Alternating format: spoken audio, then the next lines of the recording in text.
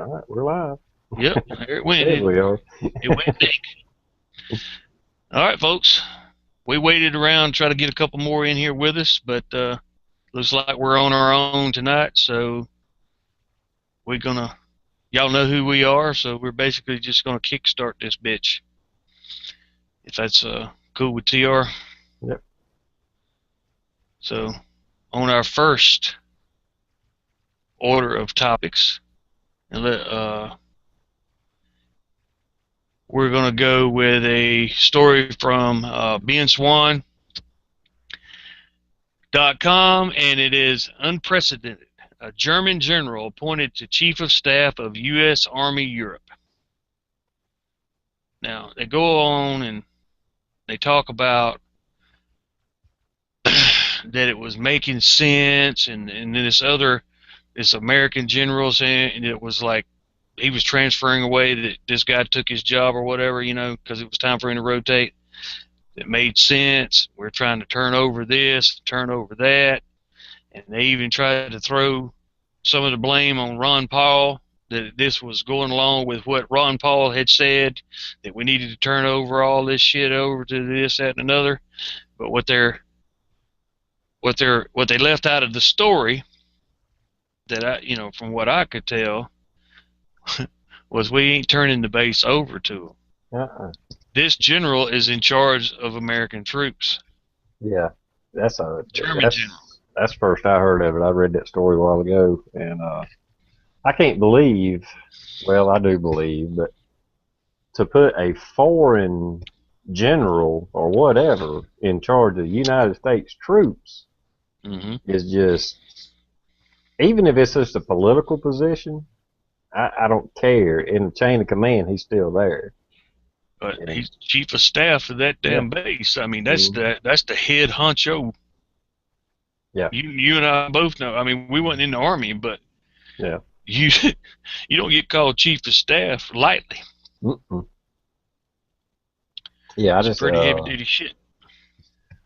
You've had soldiers go ahead, and make statements that they wouldn't wear a blue helmet, blah blah blah, and then now you put a German in charge of an army base, really? How are the troops feeling about this? What they're taking damn orders from a German. I don't care whatever country. It ain't just German. I mean, it's not against Germans. This is a foreign damn, guy. What the hell? I don't take orders. When I was I wouldn't take orders from a damn Germans. No. I'd respect his rank and salute him. Right. But I ain't taking orders from some bitch. No. And I would have bitched and moaned and protested extremely if I was taking orders from one of mine and I'd have found out the order came from him. Yeah. When I raised my hand and pledged my oath, I pledged it to the Constitution in the United States, not to damn Germany. Right. And I'm some bitch if I'd take any orders or whatever from a foreign military. I guess you can get into things well under NATO, but well, hell, that ain't what I signed up for. I signed up to defend the United States. I didn't sign up to be in NATO or UN troops or nothing else. Yeah, and this position puts him over 37,000 U.S. troops. There you go. In the European theater in Germany. Yep.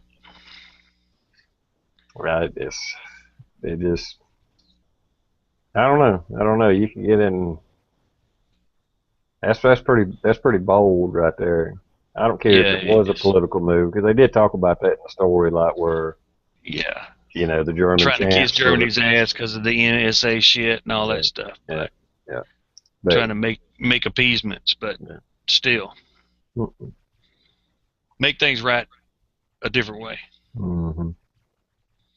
And well, it kind of shows you whether people want to believe it or not, or what our government thinks about the troops. We're just a bunch of ditch diggers. We ain't nobody to them. Nobody. Yeah. Harks NC, a.k.a. Mutt, says this was set up 6 months ago, and he says, fuck NATO and the UN, and I agree. Yeah, I do too. More so the UN than NATO. Mm-hmm. I can't find two. Don't take this wrong, everybody. I know y'all gonna try to beat me to death over this, but I don't find too much fault with us having a NATO alliance and with the countries saying, "I got your back if you got mine." But Mm-hmm. this UN shit, now that's a whole different ball of wax, Yeah, that in is. my opinion. Yeah, to be honest, as far as NATO, I can't say that that's always bad. I mean, it's kind of just allies fighting together or banding together on a common cause. Could be more to it than that, I know, but I kind of agree with you on that. Yeah, yeah. And I really don't know what else to say about that subject other than that's just bullshit. Yeah, I know that ain't too highbrow and educated sounding, but that was a bullshit move. yeah. I don't know what. That kind of caught me blindsided. I didn't know about that. It's just I almost can't fathom it, but there it is. You Yep, know, there it is. and I don't know. To some people, they might not think too much about it, but being prior military, Yeah, man, that's a slap in the face. I mean, that's just like it is. I don't even know how to explain it. How big a smack in the face that is. Yeah, that's what I'm saying. When I say I don't know what else to say about it, because I'm set aback by it. Mm-hmm. But that's just another peg in the whole that one world bullshit. You know, what do you want to call it? The Illuminati or the New World Order or the Bilderberg Group or whatever you want to, whatever kind of label you would have put on it. Yeah, you're It's right. it's that globalist Yeah, thought start process. intermingling all the governments and militaries and Mm-hmm. all that stuff. Yep. Yep. So let's see. I don't see what Ohio's in the house. Mm-hmm.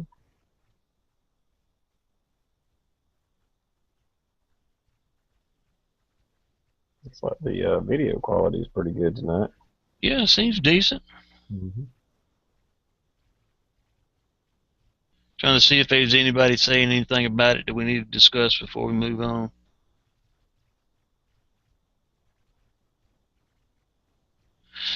Well, Mutt says we the taxpayers fund the UN to the max. I agree, and he says it's somewhere in the neighborhood of 474 million a year, and I can agree with that number too because I think it's probably higher than that. Mm-hmm. We Probably funded higher so much. than that. UN headquarters, for anybody that don't know, I'm sure anybody watching this knows, is in frickin' New York. Right? Yeah. Yeah, that's not the UN U.S. division of it. No, that's the UN is in New York. Yeah. Yep. With the revolver out front tied in a knot where they want to take all their damn guns from every citizen. Yeah. And we invited them on in. Come on in. We'll fund it and every damn thing. Oh yeah. Oh yeah. Yeah, we've foot the bill for so much shit Mm-hmm. that it would boggle the fucking mind Yeah. of the stupidity that we. Somebody sneezes, we got to send them $100 million fucking dollars. Yeah. Wipe their nose with. I'm like, Jesus Christ, dude. Hell, give me $1 million of it and leave me alone. Forget I exist. Exactly. Help me out. You won't never hear from me again. Oh hell no. I'd be out there in the woods with TR drinking a cold beer, shooting at some squirrels or something. Yeah. Yeah, won't hear about me at all. What's up, Save America? What's up? Yep, fellow terrorist suspects. And that we'll let that be a segue into our next story. The Fed's transparency website can't account for $619 billion fucking dollars. That does not surprise me. There is so much government waste and money spent, just blank checks. It's a wonder they keep up with any of it. Now and we all know big government is truly, in the full sense of the word, big government. But let me read you this sentence, and just so it sink in for everybody. In the midst of the Obama administration's attempt to implement a Digital Accountability and Transparency Act, a recent government audit, and I bet it was a half-assed audit, shows that $619 billion is missing from 302 federal programs. 302 people. Mm-hmm. So if it's missing from, if that amount of money is missing from 302 federal programs, how many more so-called federal programs are in existence that actually keep the books decently? Yeah, that was just 300 that they Right. caught up with. They didn't have time to go any further. Right. They run out of damn paper printing that shit out. Right. Before they stopped. Right. That's what I want, people to wrap their minds around. Well, 302 federal programs, over 600 billion, billion, with a big old fat B. Well, I'll tell you one even better than that. And anybody out there in the audience can look it up. And there's all kind of, video feed of it and stuff like that. On September 10th of 2001, Donald Rumsfeld, was it him? I think so. Yeah. Probably. He was in like a inquiry or whatever it was, because the Department of Defense had misplaced $2.1 trillion. Yeah. And he was up there, he's like, well, with pay and stuff like that, it's hard to keep up with it. And we're like, pay? You ain't giving out no $2 trillion in paychecks. No, my paycheck didn't show that kind of money. And sure enough, it was the Department of Defense or whatever was missing $2.1 trillion. And this was in 2001. The national debt wasn't even, what was it, 7 or 9 trillion then or something like that? Somewhere between 6 and 9. So I can't remember exactly, but yeah. And that's another kick in the nuts that you should pay attention to, people. In 2001, you heard what we just said, the approximation of the debt was. Yep. And that's the visible debt they let you see. Mm-hmm. The visible debt they let you see now is over 17 trillion. Yep. And gold was like $250 an ounce then, and it's between $1,200 and $1,500 an ounce now. So that extra $7 or $8 trillion they added to it just kept driving the value of our fucking dollar down, and it's still going down. Because if I'm not mistaken, they're printing out, is it 8 billion or 80 billion a month is still being printed, just escalating that debt. I forget what it is. It's something billion. It's 80 or 8. I should know, but I forget. I seen some figures one time that was showing that and this was before it hit the 17 trillion, but it was like 16 point some odd craziness. And the reason I say visible debt they let you see, but there was an article saying the actual debt was somewhere in the neighborhood of 219 trillion. Oh yeah.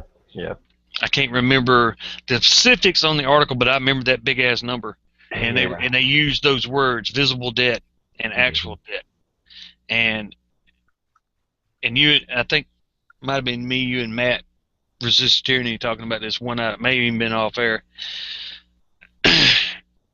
Physical cash, coins included, paper, fiat currency, ones through, I think they still make a few thousands here and there,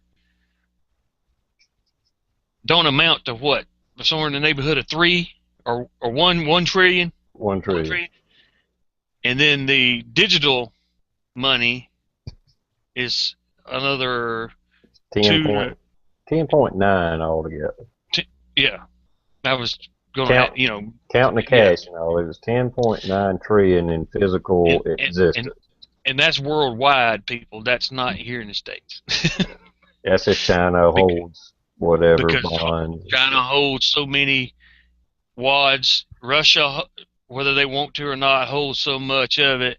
Saudi Arabia, England, France, Germany, every country you can think of has a reserve of U.S. cash to buy goods with, because it's the petrodollar and the choice currency currently, probably not for very long, of the world to do international business with, Yeah, because everybody anytime recognizes the dollar. anytime I bring that up to somebody that's like unaware, it's hard for them to. For one, I had one guy I was talking to about it, and he's like, "Well, yeah, but we're making more money because like when I get my paycheck, there's taxes paid to it." And I'm like, "No, no, no, no, no, no, you don't get it. It's like opening up a Monopoly game. There's 10.9 trillion in there. When you Uh-huh. get your paycheck, it come out of that bank right there. It's just being Yeah. moved around. This ain't new. When Yeah. you get your paycheck, that ain't money created. No. That's the same damn money. It's just moving hands." Yeah. And they're like, Exactly. "What?" Yeah. Yeah. It's crazy that people actually think because you worked 40 hours worth of money was created out of thin Yeah, air. I couldn't even. I was like, "The hell are you talking about?" Right? You should have had a V8, you dumbass. And I guess if you don't think about it, maybe you just don't think about it. But You don't. Most people. yeah, but the fact is we owe getting toward 18 trillion, and there's only right at 11 trillion in existence. Hmm. That tells you right there it can never be paid back. It Never. can't. It And, can't physically be paid back. and if they were to print the money to pay it, It would be more. the money wouldn't be worth 10 cents a bill, Plus, it would add more debt. So I mean, it's and it like, would add more debt because the Fed charges us, we the people, aka the federal government, for printing the shit, mm-hmm. which is, as we all know, is against the fucking Constitution anyway. But, But yep. yeah, people don't understand that shit either. Yeah, they don't get. Well, hell, I'd be honest with you. Up to just a couple of years ago, I didn't know the Federal Reserve wasn't part of the government. I was in the damn wool pulled over my eyes too. Oh yeah, yeah. I mean, it ain't like I ain't trying to make out like I've always known this shit. I, Mm-mm. I, I was, I forget when or whatever, but I was I was a flag waving, hot dog eating, Ronald Reagan loving some bitch, you know, at one time, and not that he didn't do some good, but he did a lot of Yeah. damage too that people don't recognize Mm-hmm. because he was just part of the system. He Yeah. could just make you feel better about it. I think if you look back at the history, I think he was a good guy, but they basically the industrial military complex kind of pulled him to the side and said, "Okay, we'll let you be president, but because he was against secret societies and shit like that, and not even secret societies, but like he was against the CFR and a trilateral commission and all that shit. And I mean, like vocally." And then when it kind of went that way where he's going to be president, it's like, okay, they pulled him to the side. So, okay, you can be president, but you're going to have George Bush as a vice president. And so that just, shoo, there you go. Skull and Bones. Yep. Skull and Bones. And Skull and Bones, a Mason. I know a lot of people get And I ain't upset. throwing rocks at. Yeah. Well, that's what I was going to say. I ain't trying to throw rocks at Masons because my own uncle is one Mason and a Shriner, and he's been one since he was able to. Hell, I reckon since he was 18. So 18, 19, 20, somewhere in that area. And I know there's another channel out there that I really like that holds. He's a Mason. He holds high stock in Masons. I'm not going to call no names, obviously. Mm-hmm. I don't mean no offense to him, because I think the Masons, because I know I love my uncle to death, but he ain't part of the conspiracy because he ain't got sense enough to do it. You know what I mean? So, but he in the Masons because they do some good, you know, with the charities and this, that, and another, and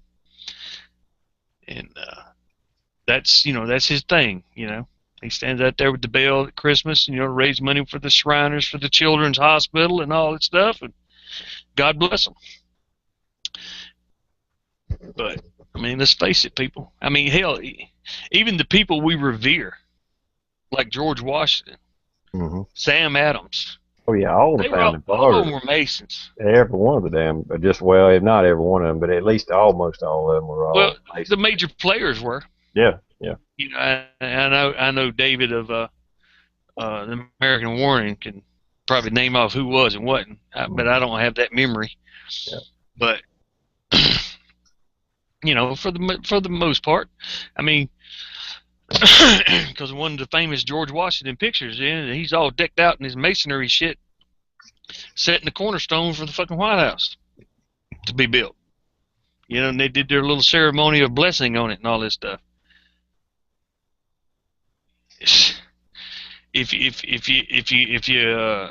against secret societies of one flavor, you gotta be against them all. Yeah, you can't pick and choose that. Well, that's a good secret society.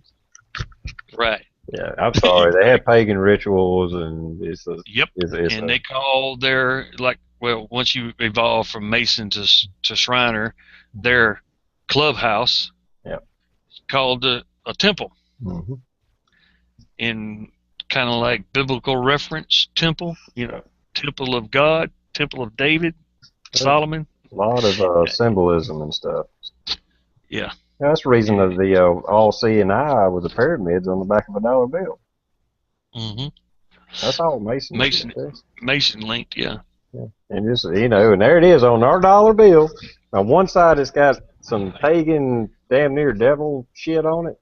On the other side, it says, "In God we trust." I don't give a damn who you are. Makes you think, what God you talking about? Exactly. I know I may piss a lot of people off of that, but hey, facts is facts. All I can do is look at the facts. You know, all the pillars and all that stuff. If you look into all your symbolism of all your occults and devil worship and all that stuff, guess what's there? Boom! All the pillars, the eyes, the pyramids, all that shit's there. Mm-hmm. You know, so I just call it like I see it. Don, Save America's Liberty, made a true statement. Refers back to what I was talking about. It says, after the 32nd degree, things change in the Masons. Yeah, I agree with that. And I would say they may even be 33 degree Masons that they got just as their little lapdogs to the side that ain't got a freaking clue what's going on, but they let them be a 33rd degree, you know what I mean? Yeah. They might have some pull and stuff, and they just kind of use. Yep. Mm-hmm.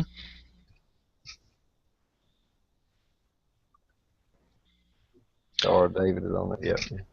Yeah. Yeah. Get what I said. I think you're right there. Yeah, but there's a lot of stuff that I do a lot of research into symbolism and Satanism and stuff like that. Not because I'm a Satanist or anything like that. I research it because when I see things, I want to be able to recognize what it really is. Yep.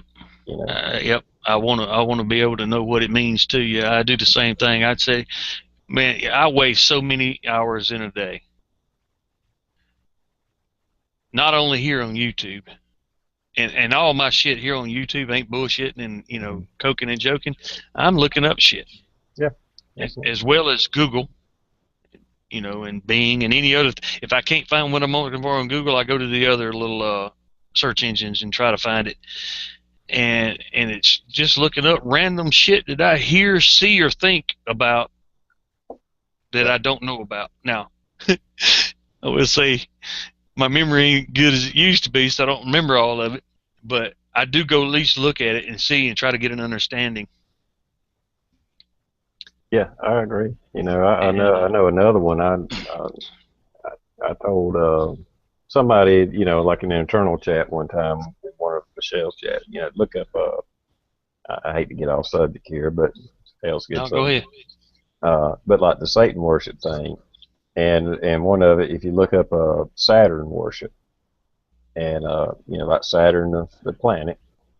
Um, and if you look into that, and there's some crazy videos and some Fruit Loops out there. Don't get me wrong. It's like anything else. You got to weave your way through all the damn crazy people and try to find some good factual stuff. You know. But and one of the big key things I see all the freaking time is cubes, and Hmm. that goes back to the Saturn worship. And there's just cubes everywhere. There's these statues of cubes, you know, this and this and this. The Mecca, the cube. I mean, I know it might be a little bit out there if you don't know what I'm talking about, but if you look into it, it's you'll see it and you're like, holy crap! Yeah, I seen this. There's a cube here. There's a cube there. All these statues with them standing like on a corner, a three-dimensional cube. All that references back to Saturn worship or Satan worship. That's where Saturn got Hmm. its name, Satan. Saturn. Yep. But this little, if you ever got time to do some research on something interesting, look up Saturn worship. Yeah. Yeah. I got that on my to-do list since that night you mentioned it. I just hadn't got around to it yet. It's very But interesting. and you know I will too because we've had a discussion about other similar topics. Hmm. And I even, because I even told you I had a few of the books, and you were like, "What?" So I paid money for them because I wanted to find out what it was about.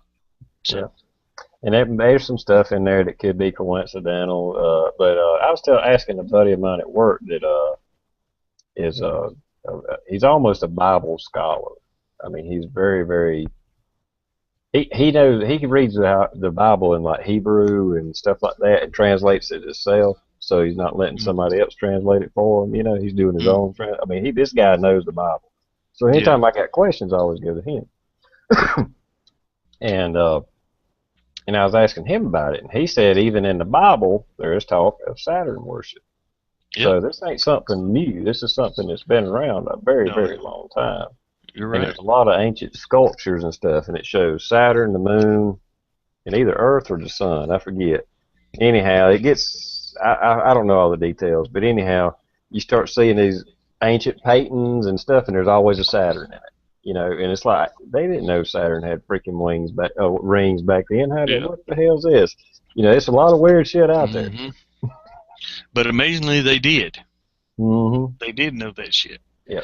That's why when people, and this is going totally off subject once Yeah. again, Yeah. but when Columbus was sailing the blue seas trying to find India and he found the United States, they were scared to death because they thought the world was fucking flat. Mm-hmm. Bullshit. Yeah. They really. I think that's bullshit. They They might have fucking thought knew. it, but Now, that generation, and it goes back to the discussion we had before. Knowledge has been lost mm-hmm. immensely in our history.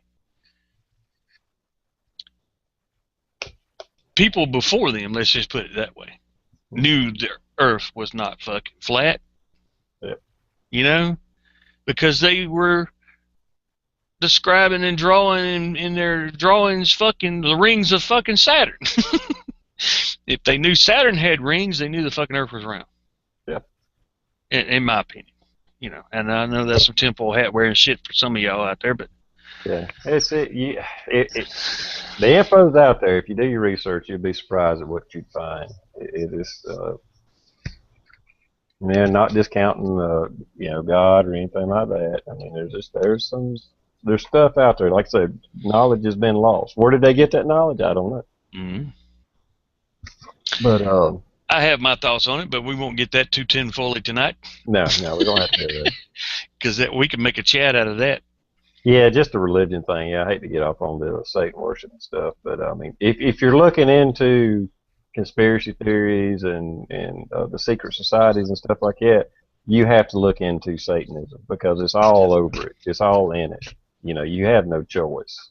You know, if you you can ever get past Democrat and Republican and think that's all you got to fight and all you got to worry about, you got to go deeper than that. You got to go way deeper than that if you really want to understand what's going on. You can't do nothing about it, but at least you'll understand it. Mm-hmm. Very true. Very true. But anyway. Alright. South. That's a better word. That's a lot better than Save America, so I keep putting in there. Yeah, and if I call him Don, a lot of people don't know who the fuck I'm talking about, so I just abbreviate. Yeah, that's a good one. I'll have to remember Now, something I wanted to say, going to backtrack a little bit here. Ohio put out there a while ago that there was an executive order that revised the list of quarantinable communicable diseases. Had we seen it yet? And if you didn't see my comment, no, I didn't. I hadn't seen it. They revised what now? What is that? The quarantinable communicable diseases, like what they can quarantine you for, kind of deal when you come into the country. Yeah. In other words, I think he's kind of like insinuating they lessened it.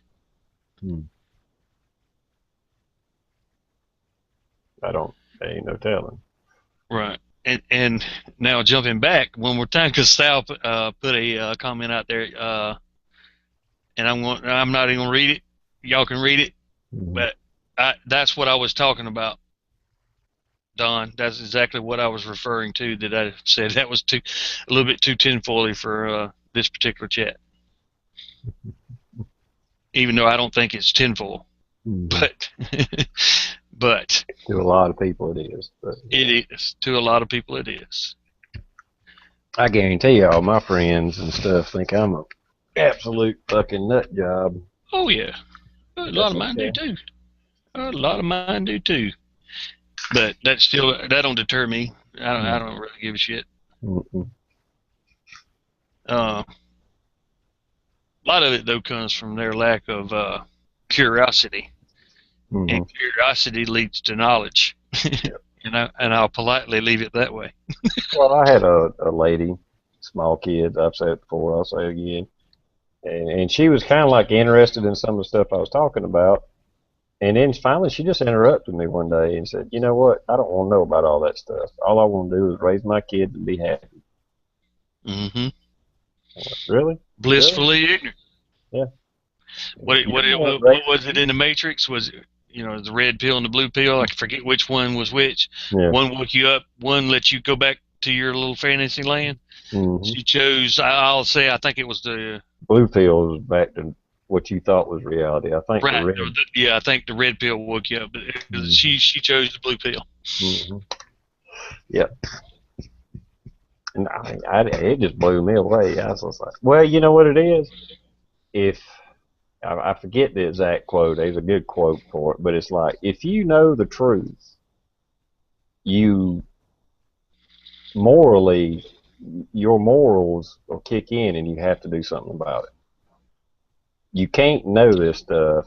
I mean, me and you can't physically do but so much, but at least like we're on this chat, like I'm on Facebook and I put out information when I come across it that I think is important, whether anybody looks at it or not. I mean, I got to try to do something. You can't know this stuff and at least not talk about it, because and it's just, some people would rather just like live in denial. It's like, well, I know that stuff's out there, but I don't want to know about it, because if they know about it, then they got to act on it, Mutt says, I beg to differ with TR and Johnny, and then later on he says, fuck the pill, it's your heart. Is that what you were differing about, Mutt?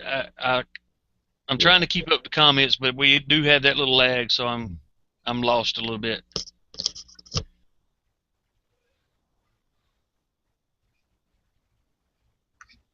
Yeah. And Mike, you're right.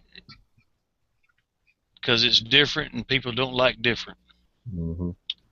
They'd rather watch Dancing with the Stars and eat your Taco Bell and not worry about it.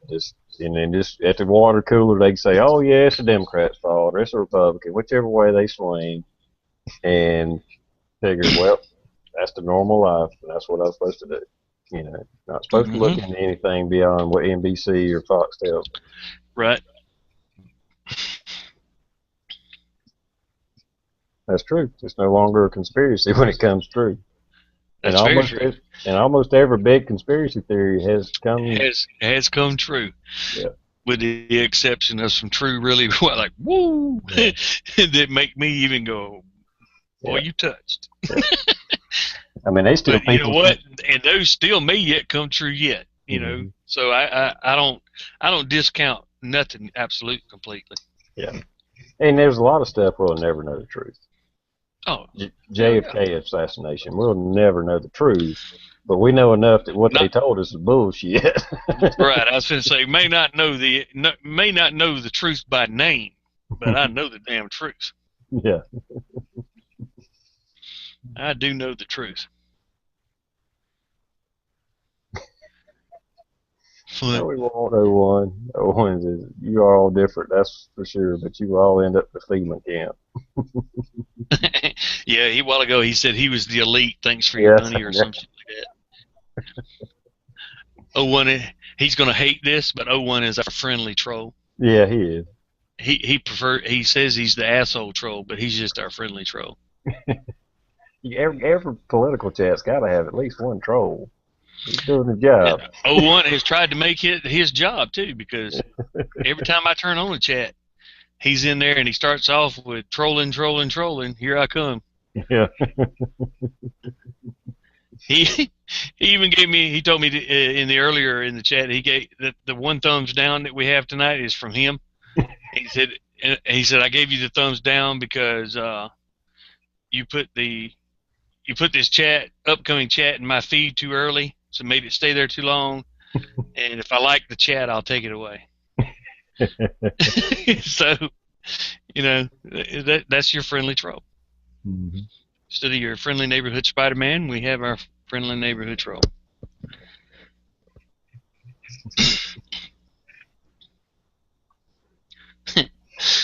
So, anyway.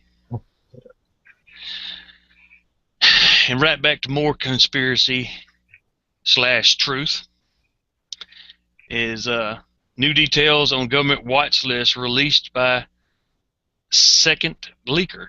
Not Snowden, not, whatever that Bradley boy-girl thing turned to. Yeah. Shows the pie chart on the link. And out of somewhere in the neighborhood, just under 700,000 names on this terrorist watch list, 280,000 of them are non-recognized terror group affiliation, or have no non-recognized terror group affiliation. So, in other words, folks, that's me and you. Very, very possible. Not saying that I'm important enough to be on that list to them, but people that think like me are. Mm-hmm. I guarantee it. I'm sure, and I've said this for years, they may not have investigated me, but I'm sure my name has been flagged and thrown to the side. They probably haven't looked at me whatsoever because I'm a freaking little mosquito. I'm not plotting against the government or nothing like that. Even if they did investigate, they ain't going to find nothing. But my name is probably on a list that's like, well, let's go ahead and put him over here for future reference. And I wish I know one way. I know I could do this. If I could just come up with if I could hit a little mini lotto to do this, I would buy 2 pallets of fucking ammo. Like I told y'all, it was on sale the other day. Mm-hmm. 50,000 of my 40 and 50,000 of my fucking AR, and I guarantee you I'd be on the fucking list. Yeah, oh, absolutely. And I'd buy them at one fucking time. Mm-hmm. If I, just had that kind of money. Yeah. I saw a pretty sight. I'd be laughing my ass off when they pull up beside me out here while I'm unloading the truck. I was in first time I went in it today. Palmetto State Armory. They have Mhm. a store in Greenville now, and I went in there and I was going to record it.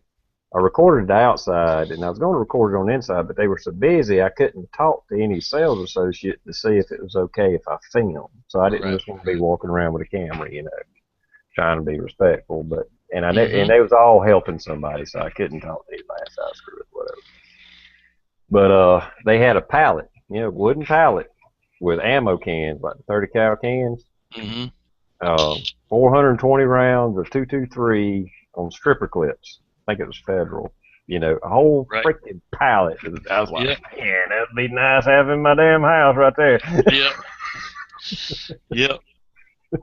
When I got that email last week from, I think, what did I tell you it was? Freedom Ammunition? I think. I get so Hmm. many emails from these online gun places, keep an eye on stuff. And I saw they had pallets of 9, 40, 223, and 762 by 39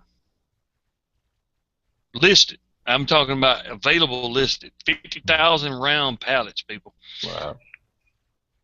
I'm not ashamed to say that I caught wood.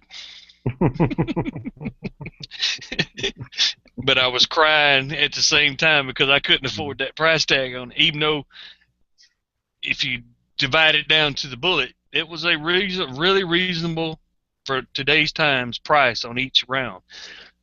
But I can't afford that kind of shit. The 9 was like 9,500. The 40 was like 11, and I think the 223 was somewhere in the neighborhood of 14 for 50,000 rounds. Hmm. And I can't remember what it was now, but I did the math on it, and it was somewhere around. I want to say, if I remember correctly, for the 223 is like 20 cents a round, which is not great, but Pretty good. it's pretty damn good for what you pay for it nowadays. Hmm. Yeah. Like I say, you got 20, to 21 factor in cents a round. inflation. I mean, actually, that's a pretty good price. I mean, the Yeah, days of getting 1,000 rounds of 223 for $150 is gone. gone, gone, long gone, Yeah. never to return. Hmm. And Yep. anybody that does see Spearman, probably the only one sitting nearby, but Palmetto State Armory, they did have, well, I guess you could order them, but anyhow, lowers for $50, AR-15s. They're so-called blemished, but a buddy of mine bought one, and he talked to the sales associate, and he told him, he said, there ain't nothing blemished about these. We just say that so that some other company can't buy them and sell them as a brand new Palmetto State Armory gun. Right. You know, I mean, they could, but if somebody run the numbers, it would show up as a blemished lower. You know, well, damn, oh one, if I knew we had some hookers around here, we probably wouldn't be on this damn chat. Right. I'd be begging Michelle, please, please.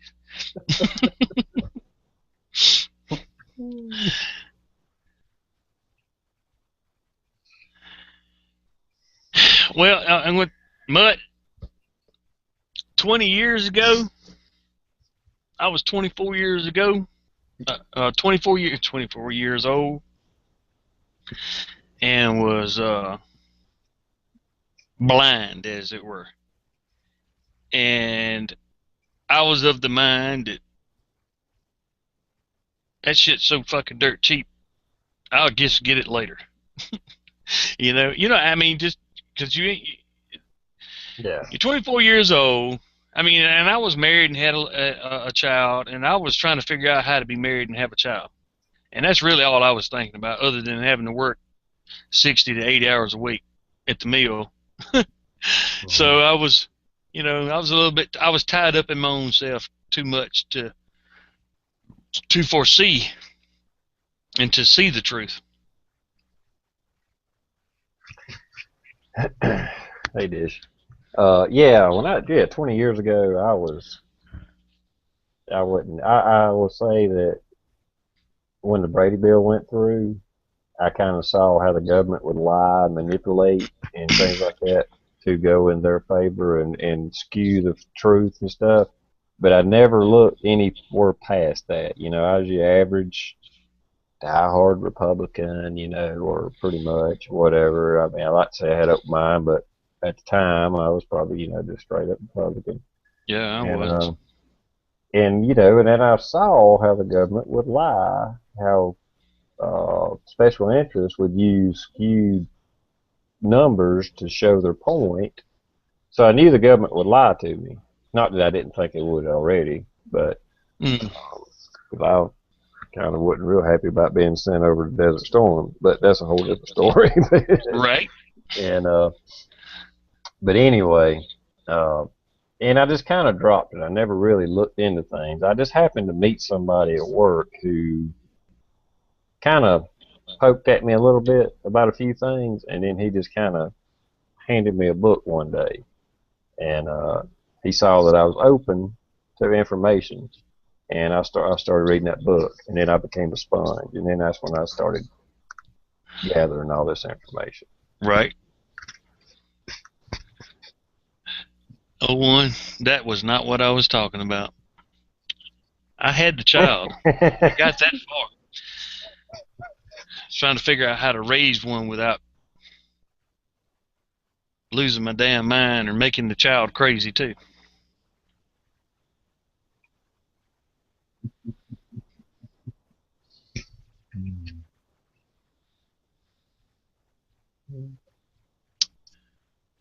Mutt said he was blind too. Yeah, I mean, I think we all were. I'd say it's around 2007 is when I started actually looking in and started waking up. So I've been, and you know, I ain't saying I Well, know everything, and everything I know may not be true, but that's when I started looking into things. really researching and really doing some serious digging was probably I'm gonna say 2005 after I came back from Iraq the first time. But looking around at my world and thinking something ain't right here was 2011 9/11 2001, excuse me, 2001. 9/11. That the Twin Towers and all this other shit, and I was like, what the fuck is going on here? You know, something ain't right Yep. in Oz, you know. I had to say even then, we won't have to get into that subject because that's a sub losing deep conversation. But anyway, Mm-hmm. but yeah, even that, I kind of once the initial little shock of it, something didn't, something didn't, something wasn't right, you know. So, but I still didn't care. I didn't go any further with it. You know what I mean? Like I said, it was a buddy of mine, a good friend of mine, who kind of nudged me. He knew I was right there on the edge, and he nudged me. And like I said, he handed me a book, and it was on from then. Because once I found out a little something, I wanted to know the next something, and more, and more, and more. You know? Mm-hmm. Yeah, I started looking, you know, I guess the initial awakening, but before I was really like would sit down for hours and start digging through shit was after I got back, which really wasn't even 205 because 2005 because I went over there in 2000, middle 2005 and came back like 2006. So after I got back, I was like, I got to find some shit out here, you know. So and then was probably full bore by the time I went back the second time in 2007. And it's, I guess you could say it's either been uphill or downhill ever since, however you want to look at it. Mm-hmm. Yeah, it's been. And to be honest with you, a lot of stuff I looked into, it made me angry. I was probably angry there for a little while when did start looking into things because I felt naive because a lot of the stuff is just blatant in your face. It's not a conspiracy. It's just facts, And you look into the facts, it's like, how could I have been so stupid not to see this? It was just right there, But Mm-hmm. nobody pointed it out, and the media avoids it. But it's like, damn, right there it is, And I felt stupid. I felt naive. I felt it was my fault that I wasn't paying attention. Oh, one says you're all still asleep. You only know what we let you. Keeps you entertained. Keeps you sheep entertained. You're probably right. Yeah, there's probably some truth to that too. Probably a grain of truth in that. Even, yeah, who knows? Who knows how we're getting led astray with bullshit stuff? You never know. That's why you got to look at everything and all of it hard. You can't just pick one source and just go that way. You got to look at it left, right, up, down, in the middle, everywhere, and then through all that, then you wade through it and see what was constant. This pack was Yeah, constant. You know. that's very true. All right, so since we're kind of a little bit off track here, anyway, I want to go back to one thing. Mm-hmm. Since we got the people thinking about, got the people we got out there in here, I want to see what they think of this shit. Jesse Ventura likely to run for president with Howard Stern in 2016. My question is simply, do you think it's a joke, or is it what is needed to shake shit up? So what do y'all think about that shit? Yeah. What does the audience think about that? Because I have my opinions on that, but I want to see if we can get. Oh, Don said if Clinton wins in 2016, I'm out. Yeah. I'll sell everything I own and leave America. You'll either have to do that or she'll come get it anyway. Yeah, really.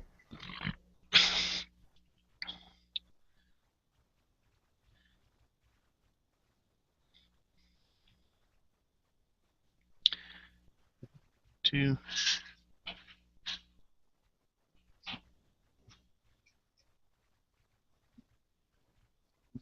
What's she talking about, Stump? Was that what? Dish is something about, I think Stump is going to jump on Johnny. We invited him. Oh, Stumpette. Maybe she must have been something about Stumpette. Ohio, I'm of the similar thought process. It's a publicity stunt. Yeah. I was trying to think. There was somebody that was running. Oh, what's the guy, damn rich guy, got the fake ass hair, got a TV show, Trump, or is that right? With the what now? The wig, or it looks like fake ass hair anyhow. Donald Trump. Donald Trump. Yeah. Didn't he say he was going to run here last election or election before last, and it was really just a bunch of publicity bullshit. Mm-hmm.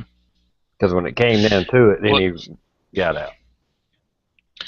Jennifer says it's a joke. No way would those two run together. Actually, they probably would because they are friends. And both of them are clowns, to say it politely. So they might do it just to garner more publicity for themselves. I don't think they would be relevant. No, they wouldn't be relevant. They might. Hey, Heart of the Line. Hey, Hart. They could. I mean, if Jesse was serious, he could probably interject some topics and make them mainstream to get talked about, But I don't see him going very far. I wouldn't even see him going to the He debate. wouldn't win. He would. Yeah. Well, he He wouldn't go that far. He might be in it and just for publicity part, he you might know. get in one, but Mhm. there would be such a difference between. I don't think nobody would take him serious. Is what I'm trying to spit out. Uh, Mutt, when he says "Hey Hart," he's talking about heart of the line. Um, I, I'll also, I don't mean to yeah, piss anybody off or anything, but yeah, I do know Rick Perry was a Democrat and he was on Clinton's fucking campaign trail. So he was like a diehard Clinton man. yep, So just throw that out there in case y'all didn't know. yeah. Just in case you didn't know.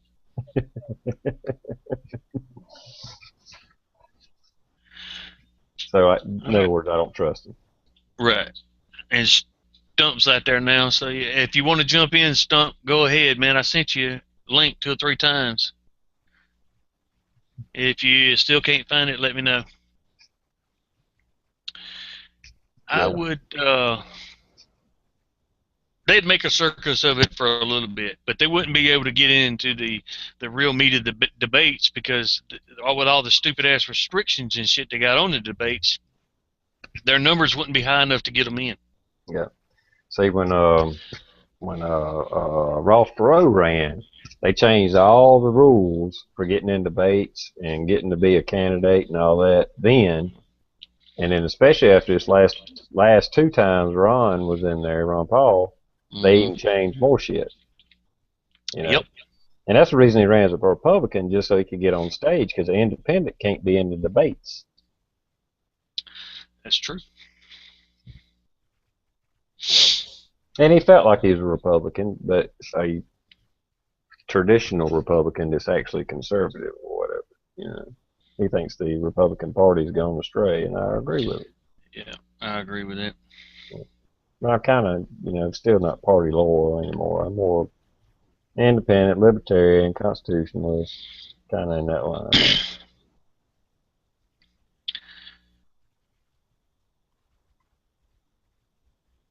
Well, comments are going now. Yeah.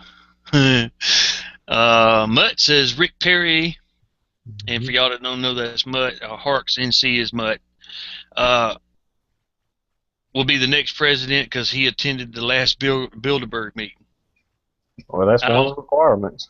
yep, and I don't doubt it. So,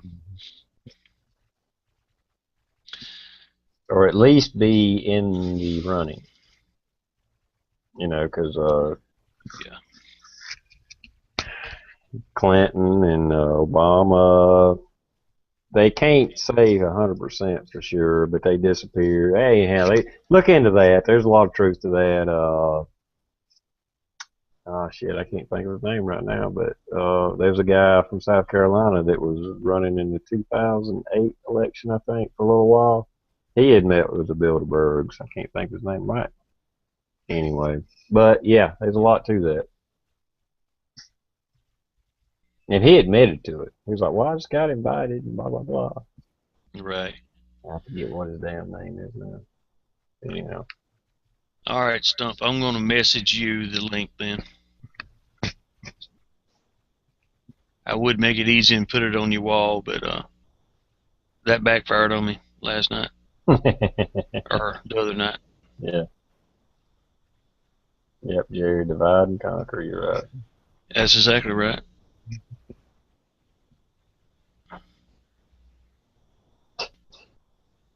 I can get your damn. There it goes.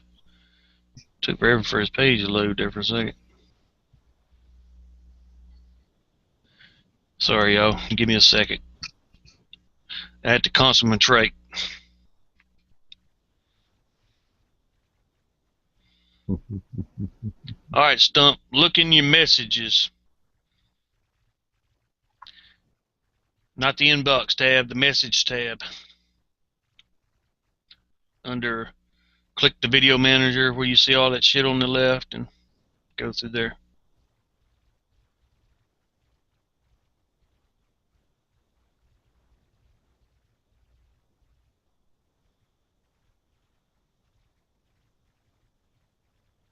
Yeah, I think most of the politicians, if they do act on stuff, it's all political moves.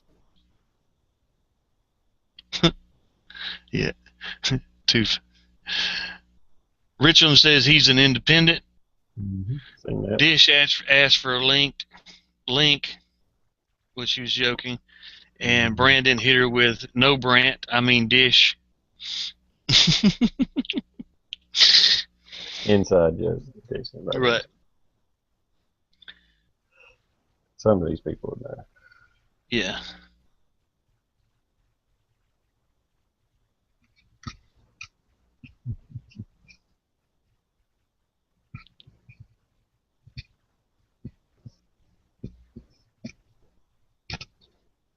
Yeah, there's a lot of division in America, and I think it's all done on purpose.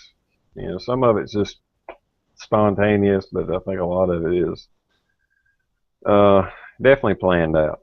I mean, even just like when somebody in here for years now, you know, anybody that stood up and said anything about Barack Obama, well, that was automatically a racist. Well, that was just clearly trying to put a dividing thing, you know, in there. Oh, well, you can't say nothing bad or you're a racist. So they bring up the race card and, you got a damn thing to do with race, but they constantly play in the race card. Um, hell, even the Democrat Republican card. I mean, any of that stuff. All it is a divide and conquer. Every bit of it. Yep.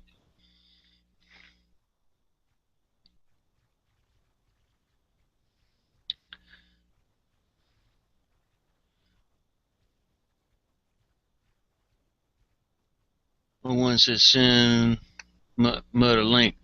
Did Mutt ask for one? Did I miss it?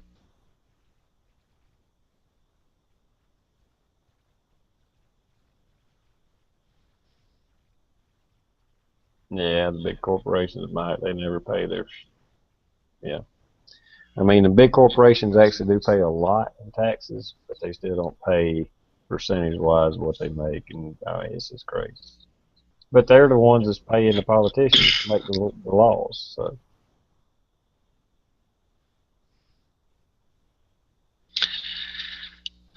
Knuckle Mac says, what do we think of Ben Carson? I don't know who that is. Well, I do. Okay. And Dr. Ben Carson. You've probably seen this and just don't know you know him, TR. He's the guy, you remember Obama's prayer breakfast that they have, you know, each president has to have every year. It's like their little tradition thing. Mm-hmm. He's the black guy that did the opening speech and the main speaker at the prayer breakfast this year, or last year. I get it confused, but he was the last prayer breakfast, and he smashed Obama at his own fucking prayer breakfast. Really? Yeah. Check that out. He was. Oh my God!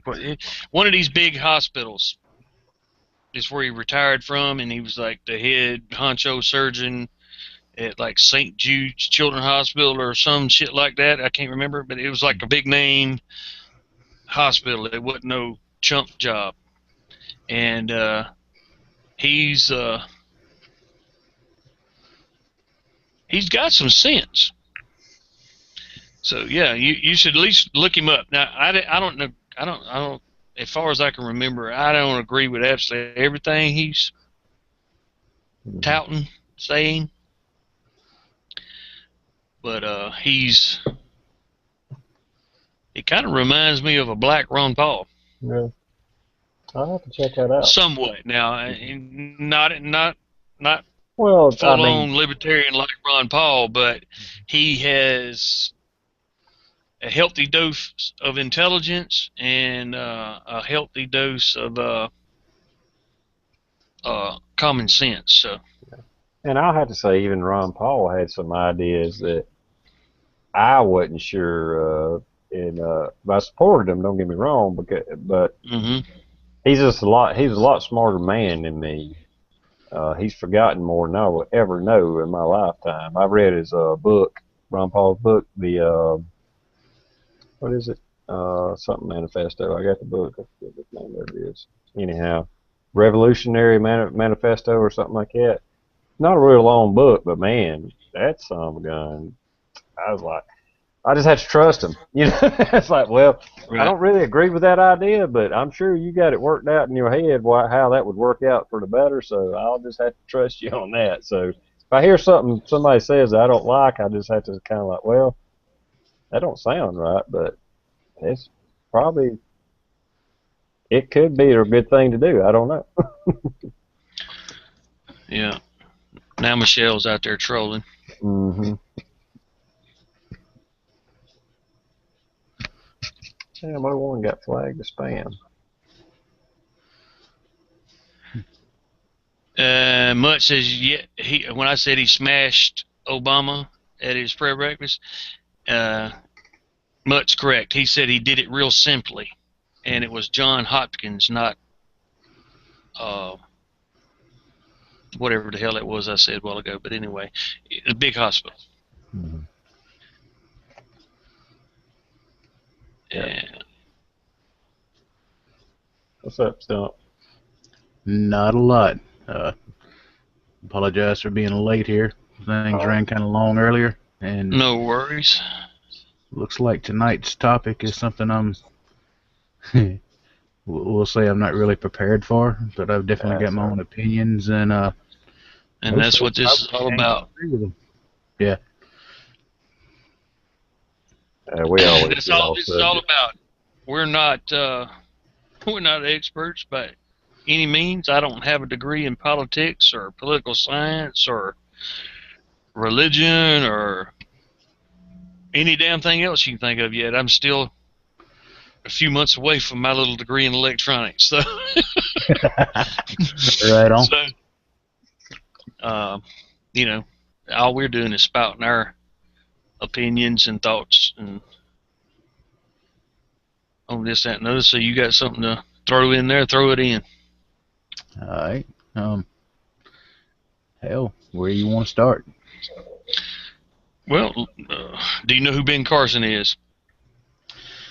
No, but if it's somebody you're willing to talk about on here, pretty sure I'd be willing to shoot him.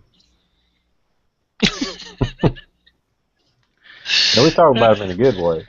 Oh, Yeah. well, in that case, hell, we'll like the grill. Yeah. Yeah, he's Dr. Ben Carson. He's retired. Somebody asked about what do we think of him. He's retired doctor, obviously, Right. and he's thinking about putting his toe in the politics because he's I don't think he claims to be libertarian, but I don't think he claims to be Republican either. But hearing him talk, 90% of what I've heard him say sounds libertarian. And that made me start paying attention to him. Because he talks, like I said just before you came in, he talks with a large dose of intelligence and a large dose of common sense. So, not that I agreed with everything I read or heard him say, but I mean, he caught my interest to at least look at it and to hear what he's got to say. If he may, I don't know about president because this is his first run at anything, or I don't know that he could muster up the political clout to actually win. Right. But I think he would make one hell of a dangerous vice president candidate for somebody. Okay. Has he done or been in any sort of an office yet to be voting or leaving a political trail so you can actually track him and see what he has or has not done yet? No, that's what I'm saying. He just recently, in the last year in 2013, retired. Okay. Now, he may have held some like little nickel and dime local office or something in his town or something that I didn't remember him saying about. Okay. But as far as actual like state level or national level, I don't think so. As far as I know, no, because he was a full-time, basically a hospital administrator and head surgeon at that hospital. Okay. So And so it would be a safe bet that he's got a good head on his shoulders for business and trying to balance all the good and the bad bullshit and make things run down the middle like it should, huh? he sounds like it, yes. Okay. He sounds like he's got, like I said, a good balance of book sense and common sense on both sides of the road with a lot of shit he says. So. Okay.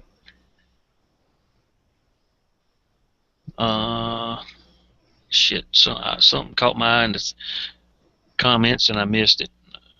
My shit just took off at 1,000 miles an hour. Yeah. And Mike said something about Government Patrick out of Massachusetts. Shit, look at that thing.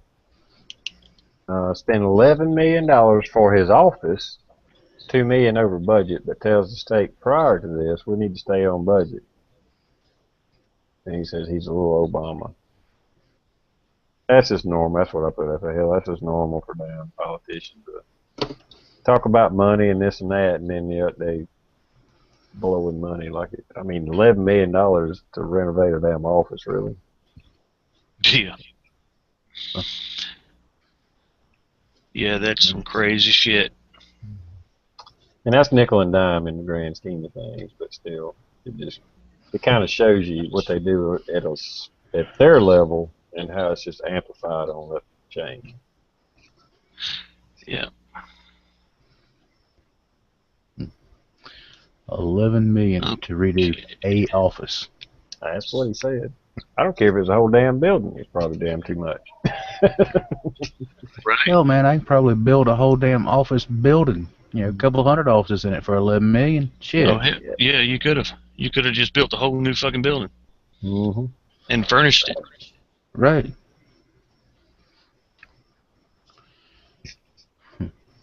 Well, speaking of that, I mean, it's off subject, but on subject. It happened over in England, I think. I think Ben Swan had a story on it. It's where I read it. But there was like a road that got damaged or something. Okay, whatever, landslide or something. And it was going to cost so many millions of dollars to fix it. And the whatever they call it there, state, county, whatever that area, it was going to be like next year before they could fix it. So everybody was having to take this long detour to get around it. And I guess the guy owned the land or whatever, but he built a road. Some entrepreneur, as they called it, built a road. So it cost him $150,000 to build this road. It's going to cost the government millions. Right. And he made it a toll road to pay for. I saw that story, and it was on Ben Swan. Yeah, and they said it was like $150,000 for maintenance. It looked like it could have even been like a dirt and gravel road. But people were, well, I mean, it was like they'd pay that 1 or 2 lire or whatever it is, euros or something, to drive it because it saved them 20 miles of, out of the way and blah, blah, blah, And it was just showing, it's like, well, it costed this guy $150,000, but it's going to cost the government $7 million or $17 million, whatever it was. It's like ridiculous.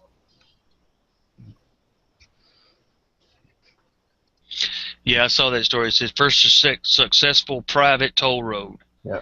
And I think originally it was a dirt road, but he paved that bitch and put a toll booth on it right there at off the main where he tied it in. Yep. And he was charging them to drive across his land and was apparently going, being able to pay it off, keep maintenance up, and making a few pennies per car that went through there. Yep. Nothing wrong with that.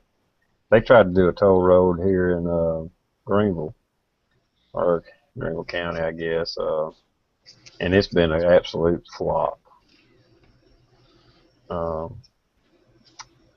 Maybe it's in the wrong location, I don't know, and that's one of the stipulations because everybody was raising hell about it. It's like, because it's a private company that owns it. They're like, everybody was like, if it don't work, there's not to be any tax money going toward it. And here just the other day, they was trying to get the damn taxpayers to pick up the tab. And so far, everybody, I think we have won so far as we know. There's no tax money going toward it yet, but they say that thing's damn near a deserted road. Mhm. Yeah. You know what I'm talking about. They said starts off around Augusta Road or whatever, and some cuts through. It cuts out something, but it's kind of, I don't know. What it cuts out is, I'm not sure, is a highly populated area for people to be driving anyway. Yeah, it's like you're saying, it's supposed to be some sort of a toll road bypass or whatever. Yeah. Just yeah, that regardless of who picks up the tab, man, I don't see that thing going anywhere. And the way they're going about it, I mean, I've done road work for a long time, yes. I mean, I kind of have some insight as to the cost of materials, time, labor, all that. I don't care how fancy a road you make it, if it's not in a useful place, Mm-hmm. even if it's a toll road, it'll never make a damn penny. It'll always be a money-sucking pit. Yeah, and that's the thing. It didn't really. It was a very few people that it would help in the grand scheme of things of Greenville and stuff. I mean, it really wasn't a shortcut for 99% of the people. So it's like, yeah, what do you expect? You put this fucking road out nowhere, Yeah. Mhm. and then won't charge $2 a car, $1.75 a car to drive down it. Yeah. Yes, it's been years ago now, while we're on the subject of roads, that fella that's sitting in the White House turned loose all kind of money for road work and road maintenance, this, that, and the other. And, South Carolina got its fair share, big old cut of cash. The company I was with, I say, we done road construction, resurface construction from, there's the forest, go cut a trail and pave it, start to finish, we done it all. And most of the places we were paving for about 3 years straight were little bitty, rinky-dink, nothing bullshit towns. Little project subdivision type places. Mm-hmm. $15-20 million worth of asphalt going into these places. 40-50 houses, 2 cars. What was the point in paving all that shit if ain't nobody gonna drive on it? Yeah. Oh yeah, you see that all the time. I think especially like it's end of the year budget and they're trying to just spend money. Yeah. The road I used to go shooting on, it was a start of a housing development that fell through or something. But it was about a freaking mile long, and it's a great place to go shooting.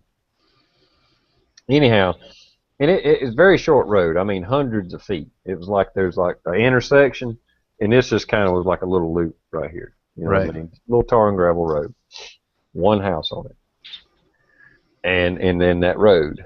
Well, one year they repaved it. It was like, really? I mean, it wasn't eighth of a mile long or whatever. It didn't matter. But it was like a house, no traffic, but they spent the money to repave it. And the road I live on, they repaved it several years ago, and it was tar and gravel. And to be honest with you, I wish they had never repaved it because now we got a few people that thinks it's a damn Indy 500 and want to fly down this little road. I mean, it's in my truck. I almost have to put 2 wheels off in the grass if I come across somebody. Oh yeah. It's just like, why'd y'all repave this? It's better off tar and gravel. Yep. It's not too terribly long ago, maybe a year or two. We actually repaved one right here close to the house. Now, as long as I can remember, even being around a car, let alone going down the road in one, this little road had always been tar and gravel. A little secondary back road. Mm-hmm. It's a 18 and a half, just shy of 19-mile stretch. Now, we paved it, resurfaced it, whatever you want to call it. Now, asphalt has several different grades, and several different costs per ton depending on the grade. The fanciest stuff you could get at that time was what they call super pave. It's an interstate mix. A truckload, a dump truck, triaxle dump truck, you're talking 22 to 24 tons in the box on the truck, which would give you on that 2-lane road about 60, maybe 70 feet. That's a cost of $12,000 per load that the state was getting charged from us. Damn. I say there's like 3-4 houses on the whole damn road. Yeah, yeah. And literally, it's nothing but damn cow pastures on either side of it the whole damn distance. I mean, all they managed to do was make a very smooth, pretty piece of asphalt where one old guy walks his cows across the road from one pasture to the other. Millions of dollars got blowed right there. Mm-hmm. Uncle Sam at the state level or whoever. Yep. All of that money could have went towards something that would actually been beneficial. Oh, absolutely. You've got I may pushing buttons on some folks here, but I mean you got stuff that money could have went to like St. Jude's or a burn center or helping veterans. I mean, a hell of a lot better places that money could have went instead of making a smooth spot for a cow to walk across. Mm-hmm. Yeah, the misallocation of money is just, it's just mind-blowing, and it's like, I understand it to a certain degree, but there's just like no common sense, no common sense. It's just like the debt that South Carolina has in especially Greenville anyway, and it might be a county thing, not necessarily state, but they decided here in the last 5-10 years they're going to rebuild every school in the whole frickin' county. It's like every school is a new school. Damn. And they had to, and they're like, well, we got to pay for them now. It's like, well, why'd you build new ones to start with? Yeah. And if they're going to build a school, and here again, I'm interjecting logic into the situation, talking about government. As far as I'm concerned, they could if they did need to build schools, put up those damn steel buildings. Like companies and garages and whatever. Open steel building and put windows in it, doors and hung ceiling, and if you're in the room, you don't know what the hell the outside looks like. All you need is a roof. That's right. We don't need a $10 million elementary school. Oh, $10 million, y'all got off cheap. They just I just threw a number out there. I'm sure there's some crazy million that it cost. Yeah, they just redone one around here. That they told everybody, hell, 10 years ago they needed a new school. They had a town hall meeting about it here 2.5, 3 years back. Few folks I know went, and they asked them point blank, said, you knew this place was falling in 10 years ago, and you just told us you want $22 million to build a new school. And you told us if we wait another year, it's going to cost an additional $3 million and $3 million for every year. So you do the math. Why the hell didn't you save all that money and rebuild it 10 damn years ago? Right. My buddy was escorted out of the building by the local authorities, told not to fucking come back at all. The elementary school that I went to was the same elementary school that my mother went to. And when I was in the 2nd grade, they built a new one. And I remember it because we all had to walk from one school to the other, which it was just damn near across the street, carrying all the books and stuff. We transferred schools. All right. And here just a few years ago, they said, oh, the roof is in such bad shape and blah, blah, blah. They tore it down and built a new one, another new one. And the school's only been there, since I was 2nd grade. Yeah, it's been there a while, but they tore it down, built a new one. Already got portables out there, of course. But the one that I went to start with, it's a church now. That fucker's still standing. It was built, I don't know when. It's just ridiculous. I guess, how it was cheaper to tear the school down and build a whole nother school instead of fix a roof. I don't get it, but anyway. It's just ridiculous. Ridiculous. It's like, what are y'all building? Disposable buildings now? 10, 20 years, you got chip can building new one.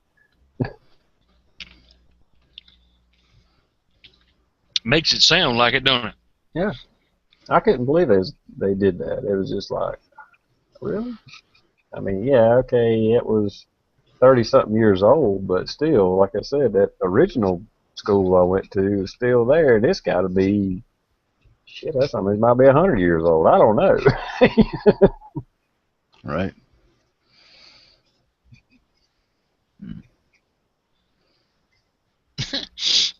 So Sal said he knew a guy that drove to grade school.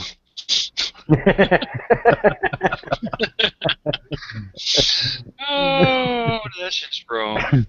I was in middle school. There was a guy that had a driver's license. I don't know how many times he had failed, but he was 16 when we graduated, when we got out of 8th grade. Damn. Well, you got to give it to his parents for not letting little bastard quit. Right. I think in South Carolina, technically, you got to be 17 before you can quit.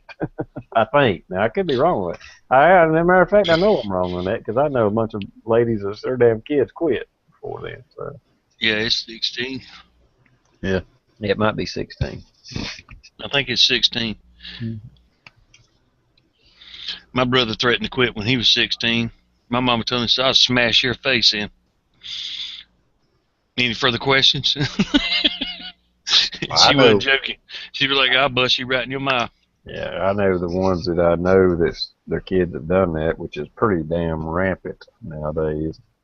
I was like, well, yeah, I'd tell them they can quit if they want to, but they just ain't going to live here. It's their place, Mm-hmm. If you think you're an adult and you take on the world, well, go do it. As long as you live in this roof, under this roof, you can go on your ass going to school. I can't even imagine telling my dad I was going to quit school. What? Really? Yeah, well, you hear the story of the dumbasses that do that all the time. Mm-hmm. I was one of them. 16, walked out of school, walked out of mama's house, and never went back. Well, there again, see, you took the world on their own. I mean, at least you took that initiative to be your own man. You know what I mean? Yeah. Of course, and it took me all of about 3 days to realize I had made one hell of a damn mistake. Now, Knuckle Mac, unless they change it, I think you can get a permit at 15. Yeah. It was when I was that age. I think it's just daytime. I don't think you can drive at night until you turn 16. If I'm not mistaken. Yeah. Pretty sure it is 15 because we're fixing to have to deal with that with my youngin'. I ain't looking forward to that shit. Yeah, learner's permit at 15. I know I'm catching the ass end of what you're talking about. Learner's permit at 15 with a licensed adult in the car, right? Yeah. Still? Yeah. But I think after 6 months you could drive daytime by yourself, but you couldn't drive at night. I could be wrong on that. I remember when I was technically you couldn't drive at all without a licensed adult in the car at 15. Mm-hmm. But shit changes some. I don't know. Yeah, I mean, hell, that was a long time ago. By all means, it's probably changed. Damn near 30 years ago. Yeah, matter of fact, a little bit longer than that. About 31 years ago. Dude, right. y'all keep talking. You're making me feel like a chap. Yeah, I'm the young age of 46. Yeah, I'm about to be 45. Damn, I am the chap here. Uh-huh. But back in, I mean, we're talking the 80s. Hell, my parents sent me to the freaking grocery store at 14 years old. I mean, yeah, I was already driving anyway. Yeah, exactly. Yep. Yeah. Hell, by the time I was 16, I could go. I looked like I was old enough, and I was going into the local bar. Mm-hmm. Now, I wasn't staying there all. I wasn't staying there all day and all night and everything, but I'd go in there and have me a couple of beers and and roll out. As long as the patrons amount was low in it, you know, because the more people came in, the more chance somebody's saying that motherfucker ain't old enough to be in here. You know what I mean? Oh, yeah. Well, when I was before I turned 18, the drinking age was 18 for beer. Mm-hmm. And it's like when I hit like around 16, 17, it went to 19. It was just, I was always like a year or two behind. So people were used to selling alcohol or beer to 18-year-olds. And Right. most people rejected the laws, you know, because it was, even then, Big Brother or whatever, you know, it's like, what the hell, you know? I mean, because, you know, the attitude was these boys can die for the country. They can drink a beer. Yep. So most of the time you couldn't buy it in the store, but I could go to a bar, and as long as we sat at a table, and the waitress would bring us drinks. Yep. Spearman probably remembers old Silver Fox in Greenville on White Horse Road when it was on White Horse Road. We used to go there, and what they did, they'd ID you, put a band on you if you was under 18. So you just went to the bathroom, ripped it off, you know, and you went back in and sat down at the same table. Right.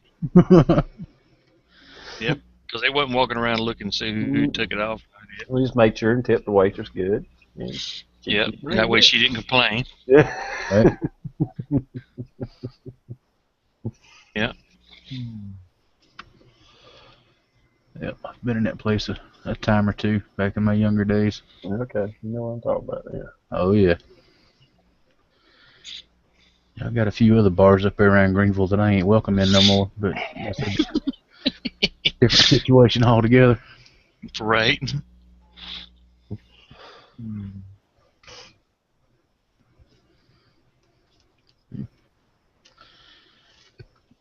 Oh. Yeah, we're losing the Constitution, but ain't no doubt about that. I ain't sure it ain't pretty much gone, to be honest with you.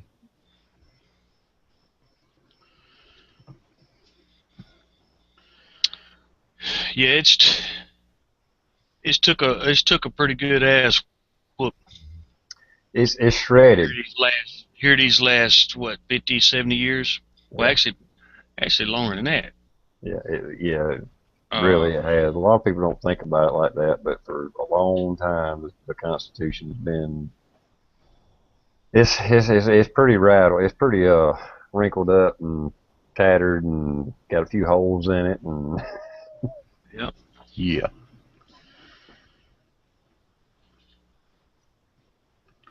Oh, okay, Spearman. Yeah, you're a lot younger than me then. He said he remembered it on Wade Hampton. Yeah, it was on Wade Hampton there for a while too. But yeah, I was going to it when you was before you started school.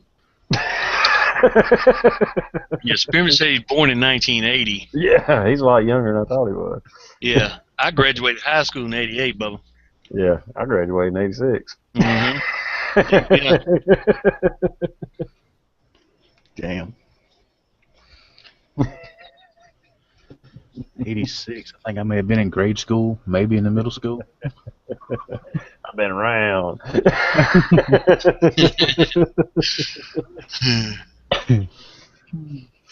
got stories older than you. Yeah, if you went by looks alone, I look older than you. That's the sad part.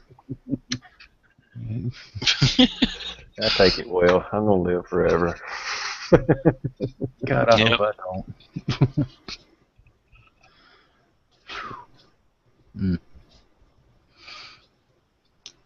I'm starting to feel it though. I will say that. It's finally catching up with me a little bit. Yeah. Yep. I had this guy at work the other day. I think he was only about 28 or 28, 32 or something like that, and he was moaning and groaning about stuff. And we were like, boy, you ain't even started to get old yet. You ain't gonna make it to 45 if you feel this bad now. Right.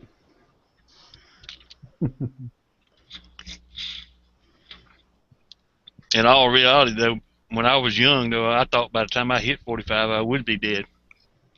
Yeah. Yeah, I definitely would have to admit if I could go back and do it over, some of that shit I would have been doing a hell of a lot different. Oh yeah, absolutely. Damn, hindsight's a mother. Yeah, it is.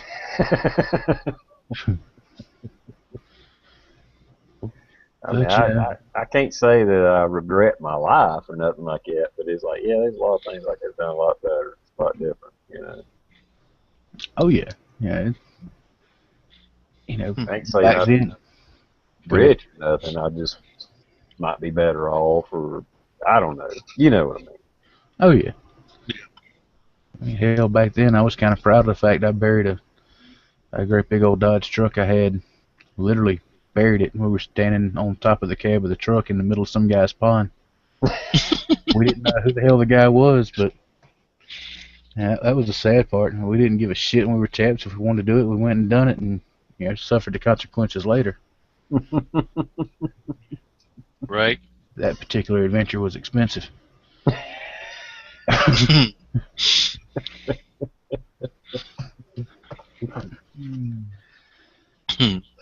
Yeah, I can't say I've ever done that.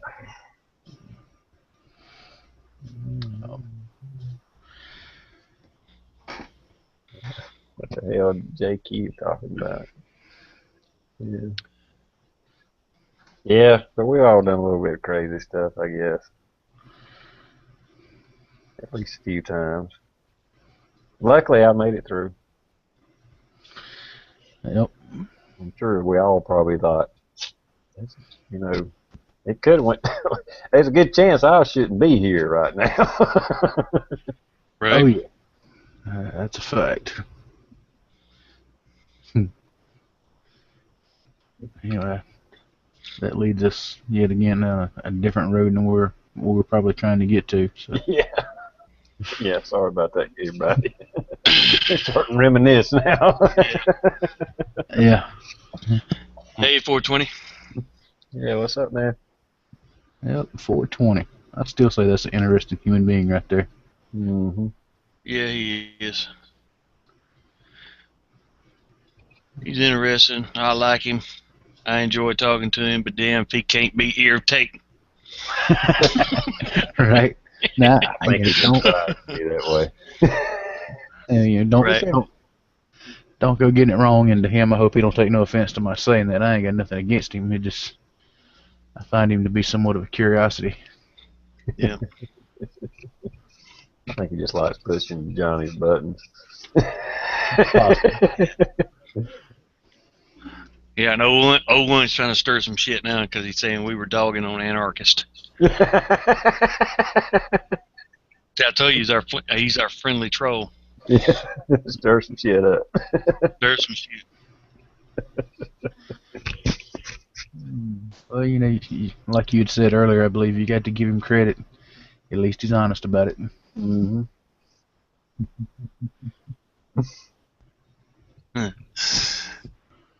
Yeah. Was you raised around Greenwood, Stump? Kind of, sort of. I mean, I've been in this area since I was born, but to say actually around town would be somewhat of a falsehood. Hell, I think I was probably 10, 12 years old before I knew what a grocery store was. Mm-hmm. I mean, we had the farm going. I mean, hell, I just never really went to a grocery store. We didn't have a need for that. Yeah. So. You're right, 01. Having fun is just having fun. I don't take no. What do you call it? Offense. Offense. That's the word. Thank you. We don't mind a little debate. We brought up some subjects earlier that were, could definitely tick some people off or start some whatever. But hey, that's what we're talking about. That's why we're talking. Interact. All right, Mutt wants a link. I'm gonna give him a link. 420, you want one too? We're gonna stir some shit. Let's stir the pot deep today. Damn. I'll be right back. All right. Give me a second, folks.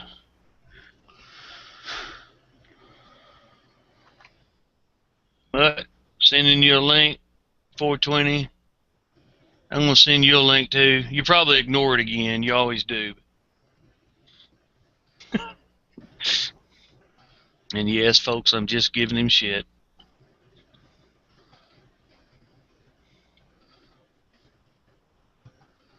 All right, Mutt, 420. I just sent y'all one. If you don't get them, let me know in the live comments so I can resend them, because Google is Google.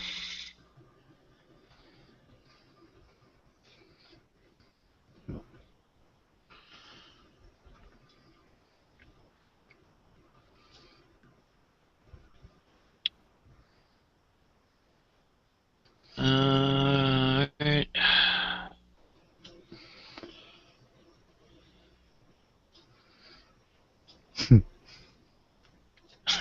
Oh, one.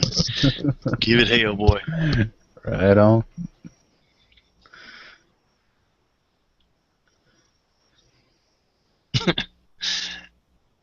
All right, guys.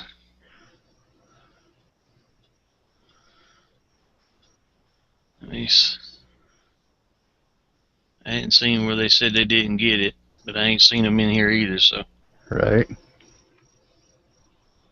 send them one more time. Yeah, with everything going on with Google right now, hell, you send somebody a message or a link or something, and you give it 10, 15 minutes and send it again, and if you're lucky, you actually got their phone number or something. You tell them, man, are you even paying attention, or what the hell's going on? Right. And that ain't their fault. We sent Guns and Gear a link too. He blinked in for a second and disappeared, so I don't know what happened. Oh, Sent him another link after that, just in case he link was bad or something, and hadn't heard from him. So, and then I ain't heard nothing.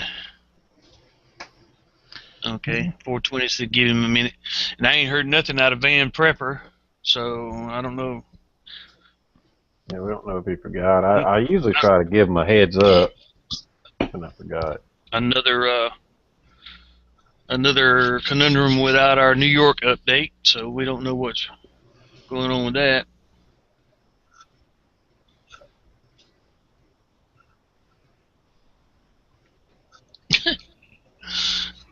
Oh, one says most I'll last since the last time Obama killed innocent people. Well, all right then. damn. What was he talking about? It just being 01. Yeah, okay. I know J-Man Prepper, he did a video, or put out a video. What was it? Obama Right. was talking about something about protecting innocent people or something like that, and I, of course, made the comment. I was like, man, we've killed millions in the last 25 years in the Middle East. And for the United States to even say, oh, well, we got to protect the innocent people. Yeah, we just bombed the hell out of Libya here just a couple of years ago. I mean, really? For no real reason. No. Not a legitimate reason. They had reasons, but there's a lot of. Oh, well, they always pull something out of their ass. Mm-hmm. Oh, yeah. But we both know what the real reason was. But absolutely. it wasn't a legitimate, as you say, what I call real reason. Libya ain't done shit to us. Or most people didn't even realize Libya was a country, because that's how low key they've been. Yeah. Yeah, they thought Gaddafi died back in the 80s after Reagan shot those missiles at him. Mm-hmm. Mutt says he still ain't got a link. Oh, shit. All right, hang on. Yeah, there might be a lag. I don't know. Mutt, I'm going to put, what's up? I was just 01 said humanitarian bombs. Exactly. Right. Mutt, I'm going to send you the link through your messages. What used to be inbox PM, but go hit the message tab. Oh.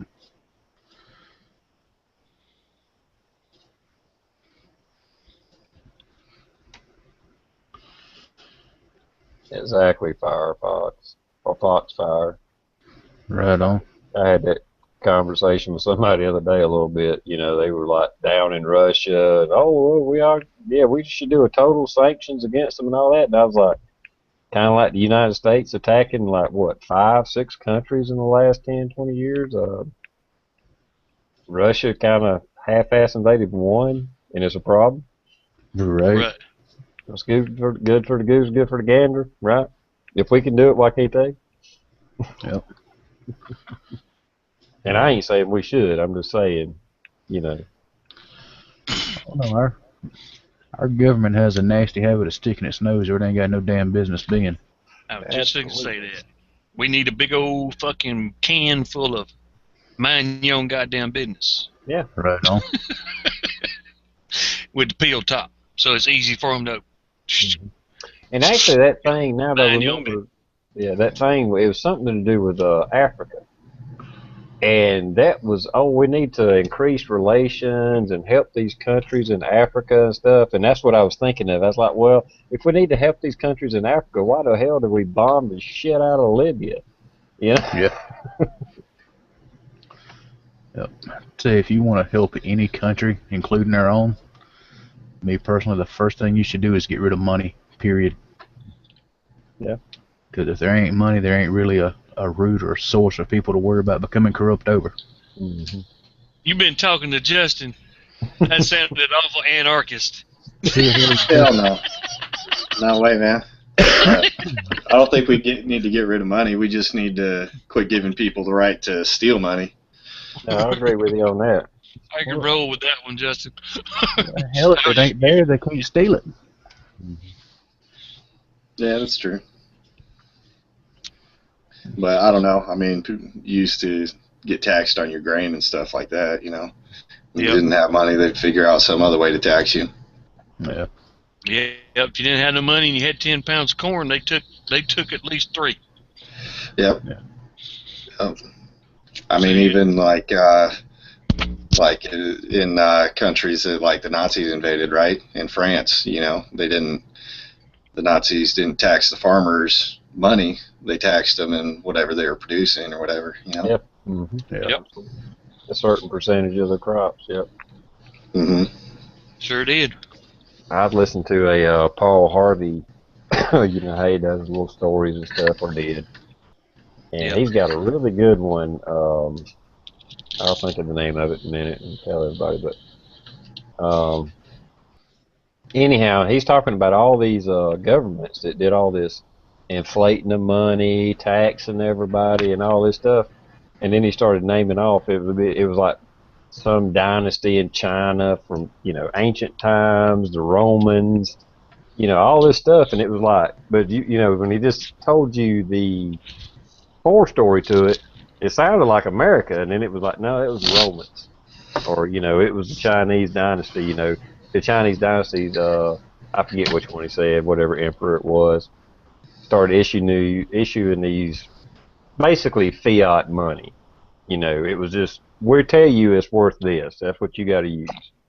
You know, and every one of them ended up in a collapse.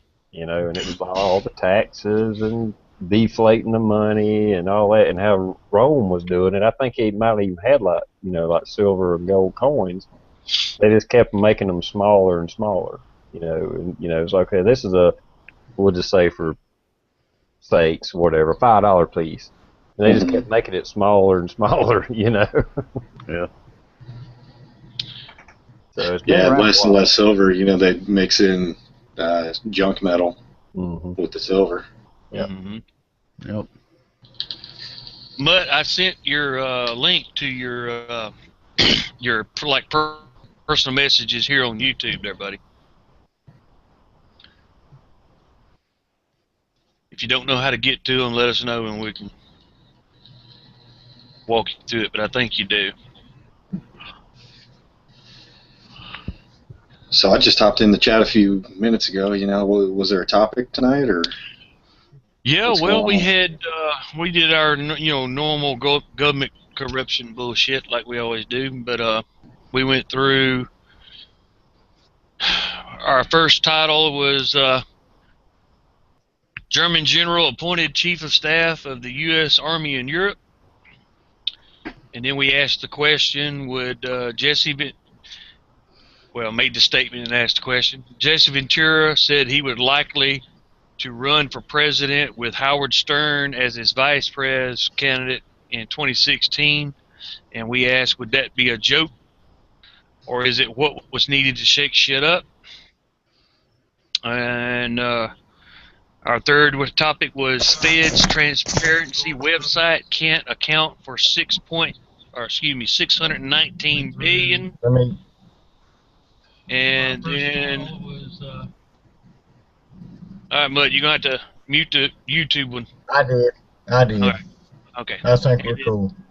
And then the fourth topic was new details on government watch list released by the second leaker. Somewhere in the neighborhood of 700,000 names on the list, but 280,000 of them were admittedly had no terrorist organization links whatsoever. And my statement on that was probably, people like me and you. Oh yeah. And the last topic that I've thrown out there just for, which we hadn't went over yet because we get talking about our other shit. But federal bake sale ban set to hit schools in the fall, where they're saying that because of Michelle Obama's, fat kid healthy food things she did, that you could no longer, this federal government telling, supposedly every state and county and city school, that you can't sell cakes and cupcakes and candies and shit on school grounds because it contributes to kids being fat. Are they gonna have a fucking farmer's market or what? Right. sell some fucking tomatoes or what? Right. I really can't about Michelle Obama because Michelle Obama's name is Michael. Right. Okay, I go there right there. People need to know that. Look at the evidence. Joan River knows it. Well, I do too, and I think you do too. So. Yep. Let's quit blowing smoke up our asses and let's talk about the facts. Okay. She's a lawyer, but she was disbarred. Yep. There's another one. I forget what it was. It was some case, and then it ended up being some somehow, anyhow, ethics violations and shit, and she lost her damn bar or whatever, disbarred. Yep. Yeah. I mean, we have the what I'm doing here, and I'm telling you from the heart. I mean, TR, Johnny, there are so many people here. Matt, Jennifer, so many people out here that are trying to spread the word. And I'm scared for this country. I am scared for this country. I'm not in denial, no way, shape, or form. I mean, I'm 50 years old. My way of life is going to up in the pits. I'm going to pay money for wars that mean nothing, for wars that only make rich the richer. People die in them. I don't know. And the border crossings, as far as you, Justin, the border crossings are bullshit. The border crossings are bullshit, brother. I mean, I think that's what this wanted to come to. But the border crossings work. It's not just Mexican. It's not just.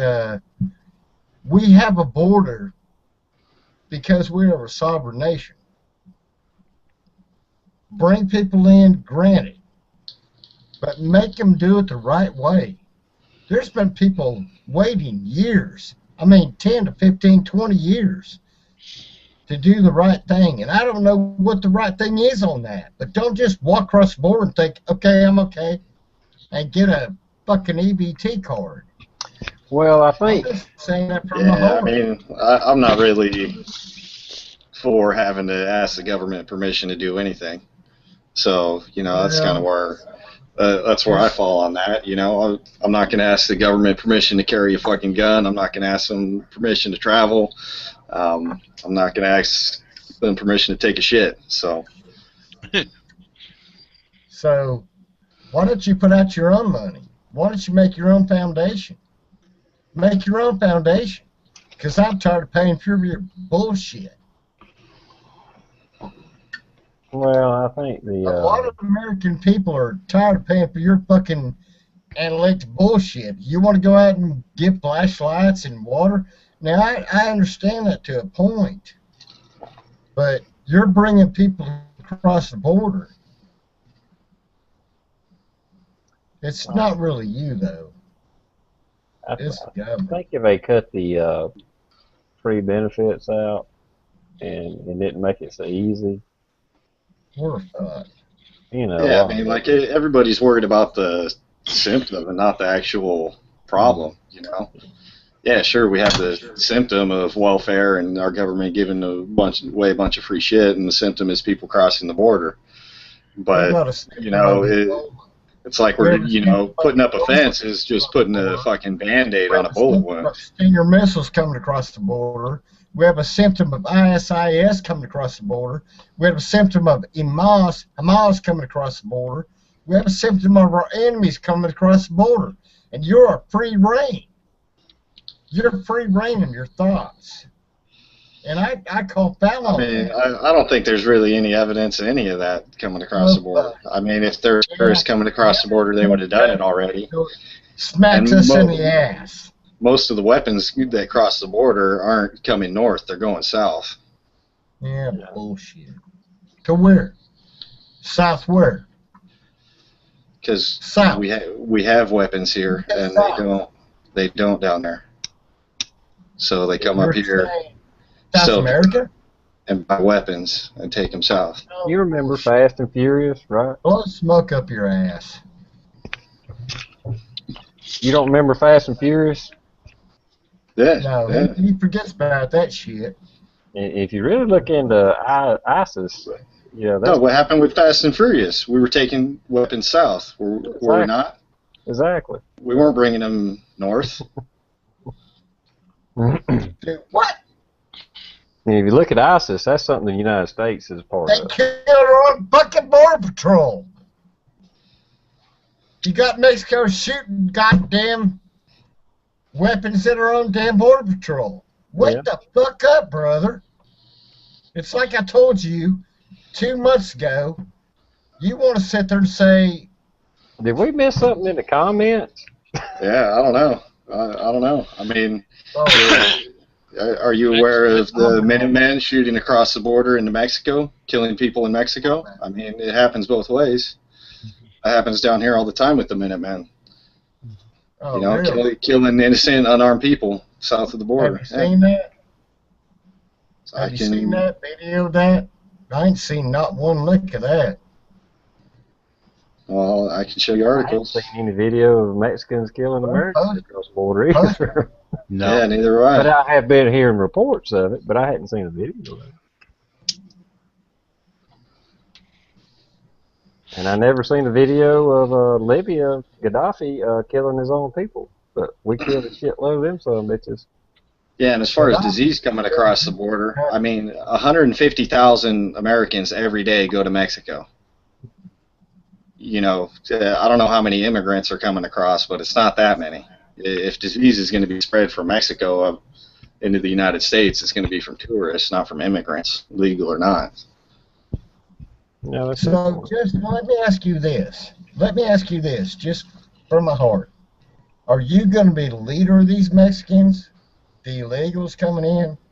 Are you going to be the leader of them? Because Why would I want to lead anybody?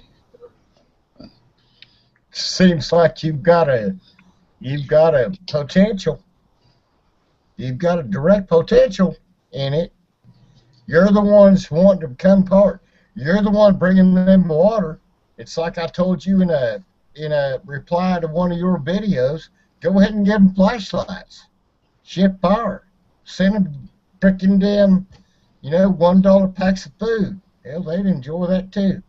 But you're bringing more. I do bring water for them in the desert because I'm not about to have anybody die in my desert. I know. I mean, I know it's that. fucked up there. Yeah, someone wants to cross the border, whatever, If I have extra water on me, I'm going to leave it somewhere where I know they're going to find it. So they don't fucking die. If that makes me a bad person, shit, I guess I am. But, brother, what you're doing is you're instigating something that our government, this government of the United States, and I'm not a part of the United States government. I am a part of the United States of America. The United States of government is a different entity from this civilian population. We are constitutionally given our rights as citizens of this country. And you are putting the government above us. And when you're doing your shit, I'm not putting the government above anybody. I mean, I advocate for no government. I mean, I advocate for freedom, and that includes the freedom of people, within the United States and without. I think we're all born with natural rights, and one of those is the right to travel freely. Well, I think the immigration problem is a problem. Travel across the sovereign border to get welfare, which veterans and people of this country need. You do realize in this country need those. You're looking at it.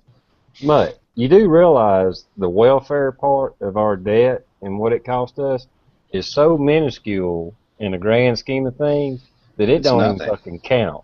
I mean, it's nothing over our debt, our national debt, our deficit.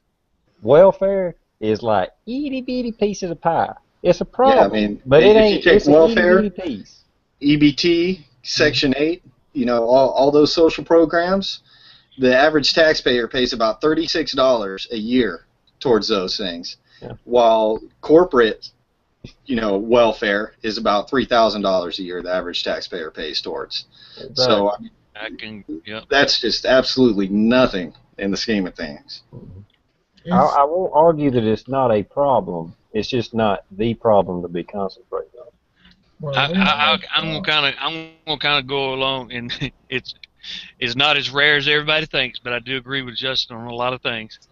The border crossing is a symptom of the bullshit that's going on, that's drawing these people up there, up here, through the borders, and I will disagree with Justin on this. I think, and I believe the stories that I've been reading, maybe not 110%, but I believe them. They're finding literature, or maps and shit that's in the desert when they're these non-Mexican, non-Central American people are coming through the border down there. They're dressing Hispanic. They're speaking Spanish, but they're not. And the literature that they're finding, and it's not like it's like everywhere like leaflets or nothing, but they have found some. It's in Arabic. Right. So if they're finding Arabic literature, there's an Arab coming through there, because your average Central American or Mexican don't speak Arabic.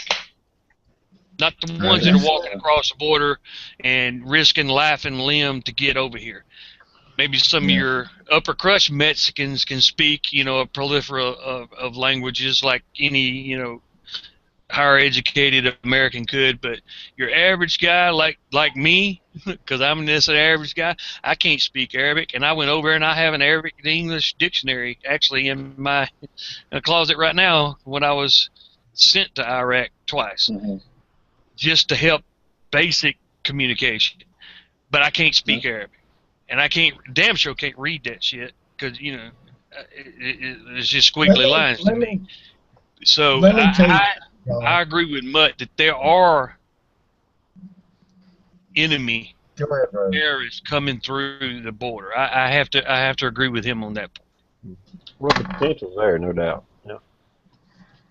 What were you But trying to there say, Mike? again, oh yeah, I don't doubt that they are. But there again, that's a direct reflection of our policies overseas. If you piss enough people off, they're going to react. I'm not disagreeing with that either. Yeah. So I don't doubt that there are some coming over and may have ill intent for us. But I disagree with Justin on the open border thing. I think, you know, if they gonna come over and do it the legal way and go through all the channels and become a citizen, God bless them.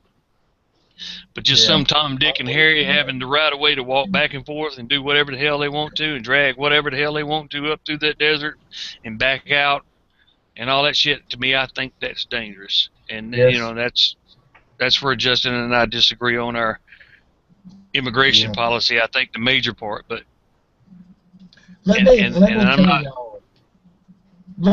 tell y'all a scenario. When I worked at Bilo as cashier, Mexicans would come in. I just play and I'd do everything every day just out of fun. And one Mexican would come in, he'd buy a case of beer every day.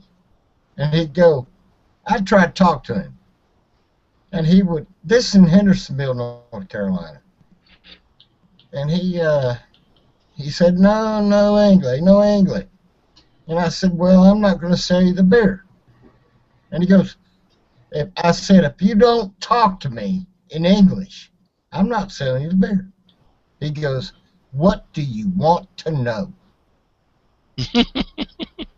And that is fact from my heart. Mm-hmm. They can't. I mean, I know. I've worked.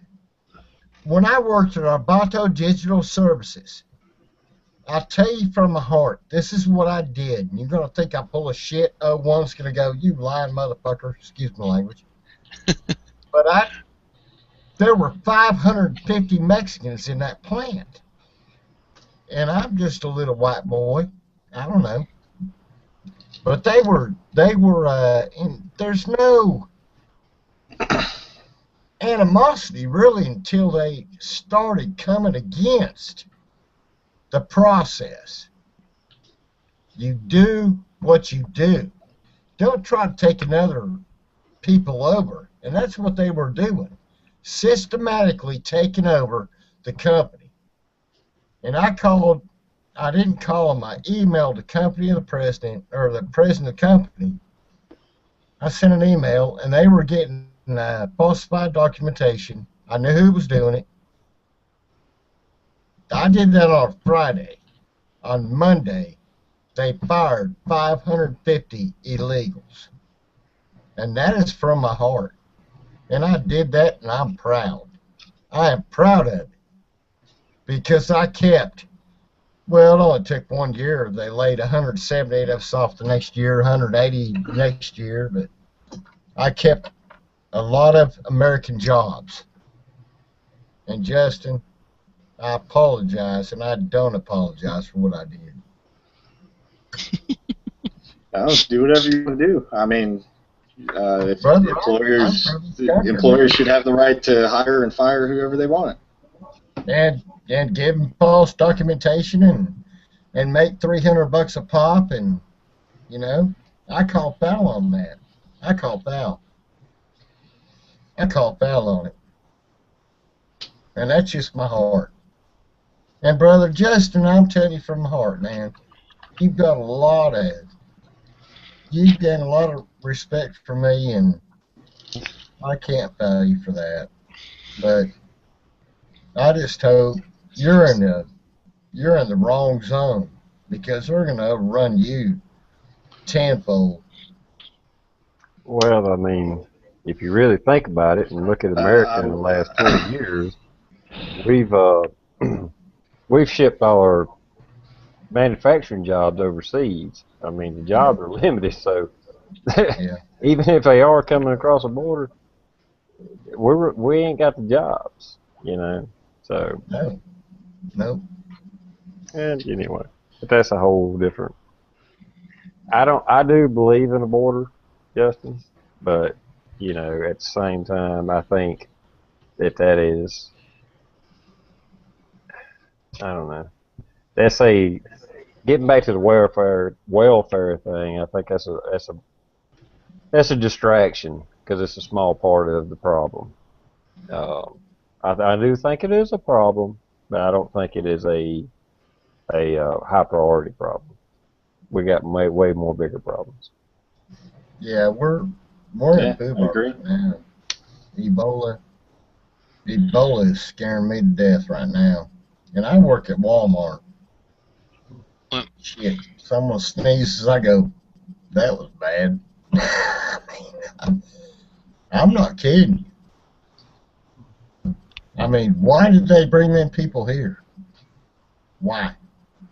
Scare tactic. It's just like Thank you, TR. TR just said with the border welfare state. It's a damn distraction. Now,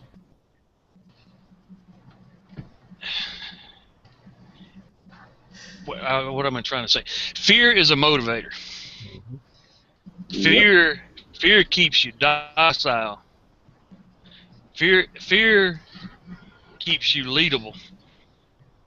Yep. Fear will make you give up your liberties for security, or a false sense of security. Yeah, that is correct. So, you know, we better give up our liberty to travel freely so we can have a secure border, right? Well, I think you're right, Justin. I think the whole immigration thing, it is. I don't agree. You know, I don't agree with being able, busing up and all that, blah blah blah blah. But that being said, I also think it is a distraction, and I think it is they're trying to piss off enough people to pass laws. Oh yeah, the answer is always more laws and more government. You know, Exactly. Even for people who don't want more government, you know, oh well, fuck, we got a bunch of Mexicans coming up here. Well, now I want more government. Exactly. Shit. And I think the same thing with Ebola. I think as much as it's in the news, there's some kind of twisted plot to do something, some kind of mandatory vaccines or something like that. And if they come out with Ebola vaccine, run from that son of a bitch. You damn skippy, brother. Damn, I'm with you on that one. They could put that vaccine up my chicken's ass, and I won't eat that motherfucker. But that son of a bitch, if that's a hen, it might produce more. But maybe that's the tinfoil hat person in me. But anytime they do stuff like this, it just throws up a red flag to me. You know, why they, right. Anytime something happens, who's going to gain from this? Who's gaining from it? Who's getting something out of it? Nothing happens that isn't planned out. I don't give a damn what it is. And people in power and people with money is the ones planning all this stuff out. Nothing happens accidentally. When you're talking big time stuff like this. Yeah, it's been done for years and years and years. Yeah. My major thing about the border is just like if I was going into Mexico or going over to Ireland or England or whatever, they know who I am. I mean, my name is on a manifest. Johnny Dunn took this fucking flight from Podunk to wherever the fuck. Mm-hmm. But these people walking back and forth, I don't know who the fuck they are. Well, I mean, see, that's the thing. That's the thing, Johnny. I know what you're saying. You don't know who they are. That's why you make it legal, and anybody who wants to come across, they come across in the open, and not behind closed doors, not where we can't see them out in the desert where we don't know what they're taking across. If you let, I'm not saying open the borders by, completely getting rid of the fence and letting everybody cross wherever they want. I just think you should make it legal for anybody to cross at any time they want, And then you won't have this problem of people trying to, people paying cartels and paying coyotes and putting themselves in danger to get across the border. I'd much rather have it out in the open and legal. Speaking in that way, it is legal, really, Justin. Though, if you got you and I get our passports, and that's the way of knowing, who we are. Johnny went from here to here. They have to technically do the same, and that's where the coyote and the bullshit is, because they know you come up here. If they come up here, what I'm calling the legal way, and I know you hate those words, but I'm gonna call it the legal way. And they are legitimately coming up here and getting a job, paying some, having to suffer through this fucking taxes like I gotta suffer through. And I'm not saying that's right either, so don't try to hit me with that one. just hear me out a little bit. Yeah. And they working and if they don't want to become a fucking citizen, okay, but pay the taxes on the American money that you're fucking making, just like I fucking have to, which cripples my goddamn check. I want to cripple yours too, goddamn it. And then if you want to go back, or you want to keep working, as long as you're working legal, as I'm calling it, I got no problem with that. If you want to come up here and you want to go through all the classes and the rigmarole that it takes to become a naturalized citizen, as they call it, so you can take the little test or whatever, and I'm down with that. But if you come in up here and you bringing fucking crime to my fucking neighborhood, if you bringing drugs to my fucking neighborhood, if you bringing violence of any kind to my neighborhood, fuck you. Yep. Get your ass back where the fuck you come from, and I don't give a damn if you're coming out of England. Get the hell out. Just like if if I came to your place and brought violence to your fucking place, you should have the fucking full authority to put your foot in my ass however you see fit to get me the fuck out of there. Yeah, and that's the way I'm looking for at it. Enforcing, laws that have victims, right? I don't know if I necessarily agree with you on the drug thing, because I think drugs should be legalized.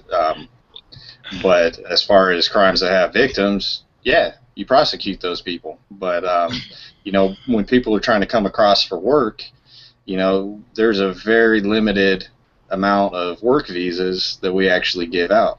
It's not like they can, just apply for a work visa and come across the border the next day.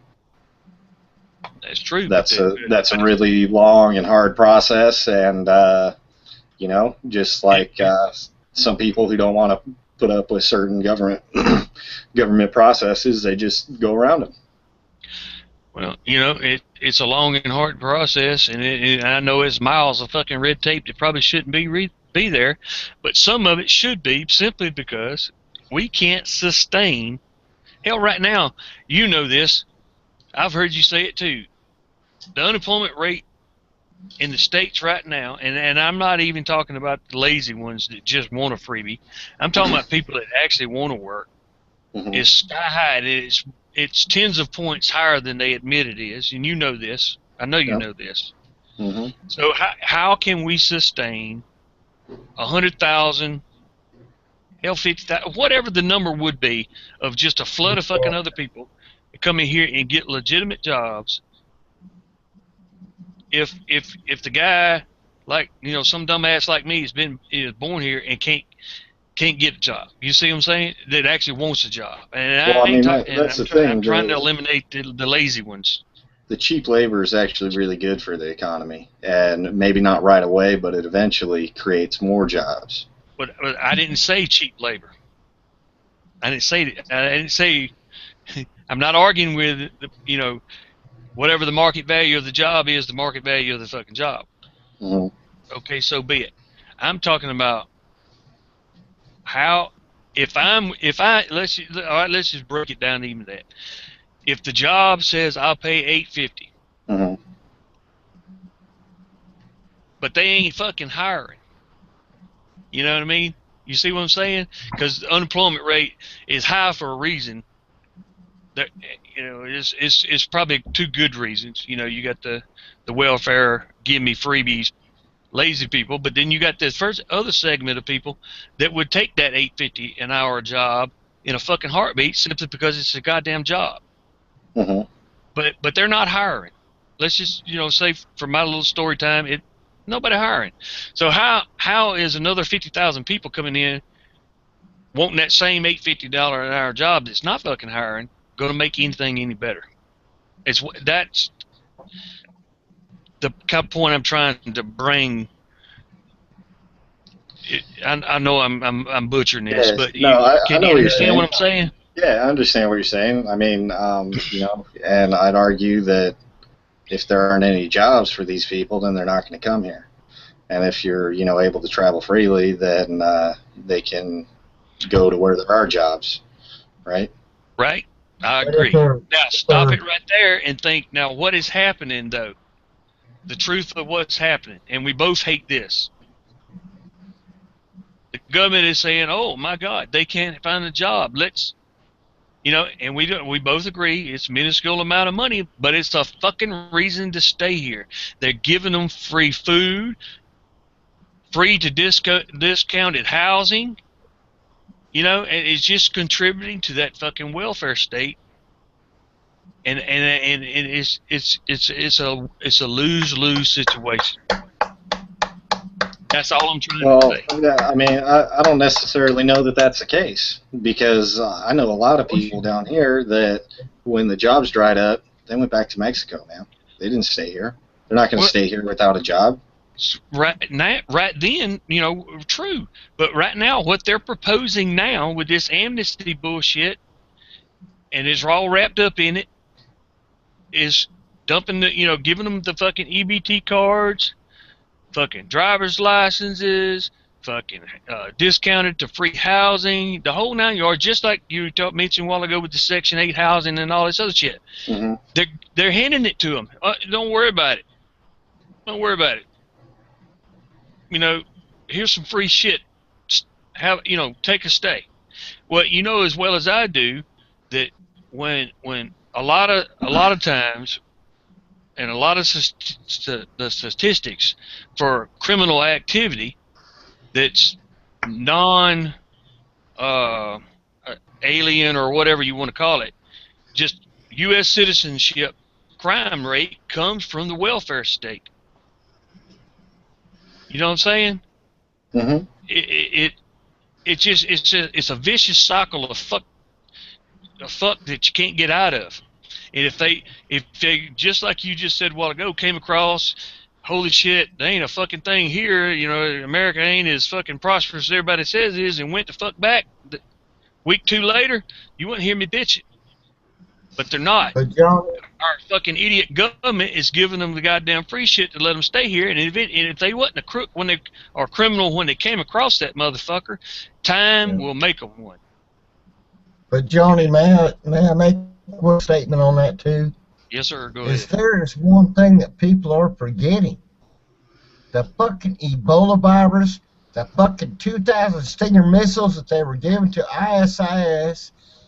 Think about everyone who non you know, OTMs. You know, think about everyone that's coming across this border that we don't know about. Because the Border Patrol has been pushed back 80 miles, 100 miles. I mean, blow smoke up my ass, call me Susan. I don't know. They've got fucking 2 doctors brought from Africa, should never come back from Africa. Never. Never. They went there to do their mission. Let them stay on their mission.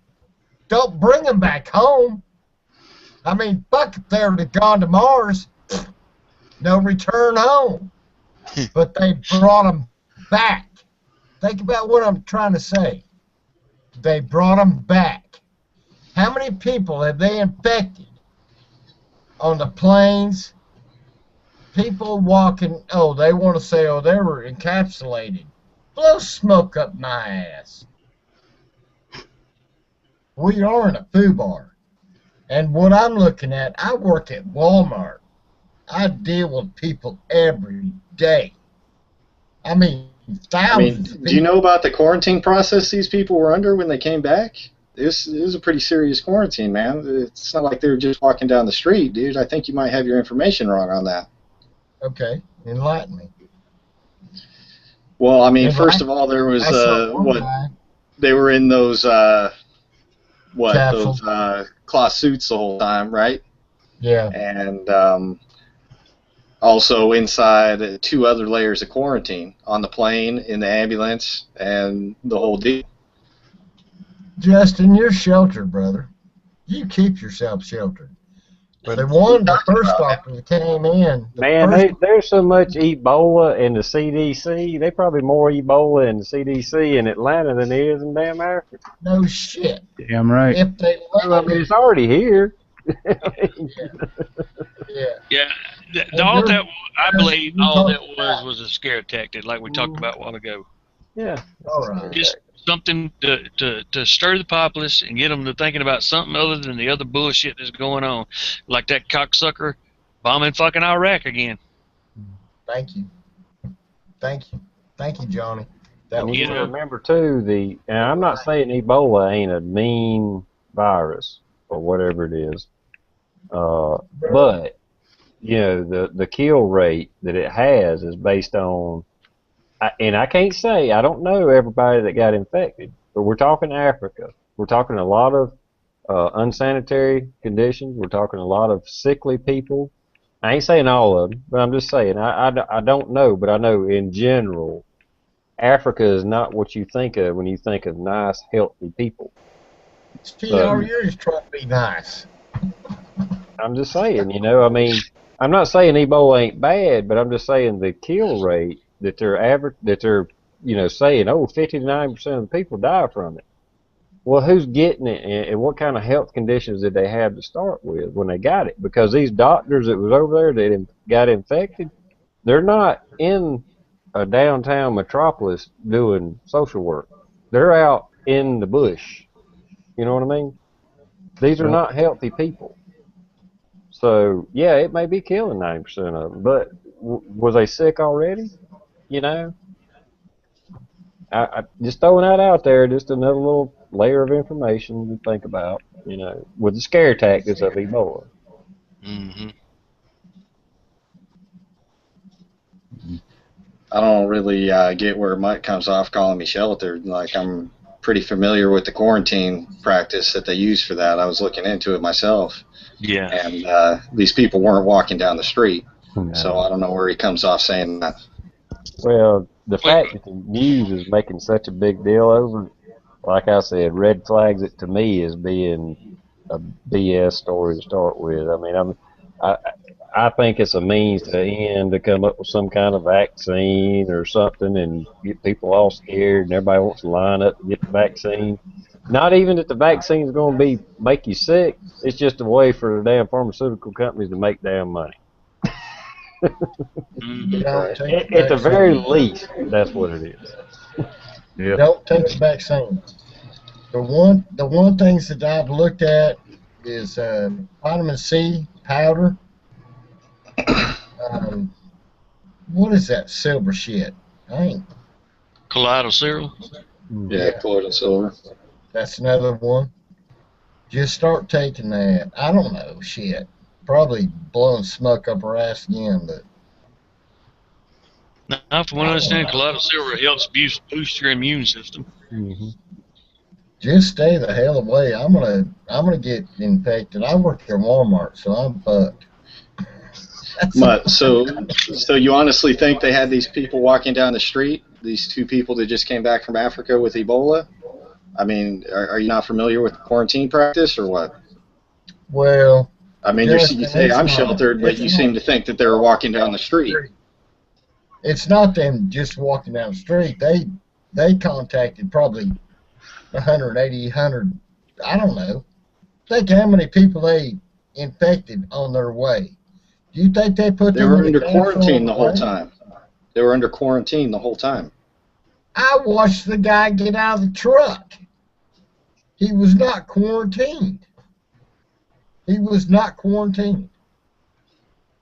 I watched him get out of the vehicle and walk into the hospital on his own. He has him tie back. Video I seen, the guy, whoever it was on the stretcher, and he was in a suit, or they was in a suit. No, yeah, one guy was in a suit, and he walked in, and one woman was on a stretcher, and she was pushed in. But how many people? They said that man contacted over, I don't know. I don't remember the numbers. I don't really give a shit. Every person he was in contact with were wearing the same exact suits and underwent a cleaning procedure afterwards.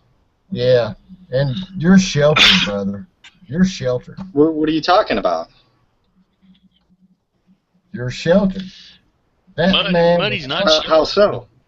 I mean, you're the one that doesn't seem to know about the quarantine procedure. He was in a suit. I watched what happened. Was he in a suit? That man was not quarantined. No way, shape, form. Was he in a suit? Video. Was he in one of those quarantine suits? If you want to say so. You're the one claiming you watched it. Was he? Watch it. Look at my channel. It's on my channel. Give me a link. Post a link in there. I'll watch it. It's on my channel. It's on my channel. Every one I seen, everybody was in a suit. That's how, I hadn't seen any video with anybody wasn't in a suit. But he got in the suit when he got out of the ambulance. He wasn't in no capsule.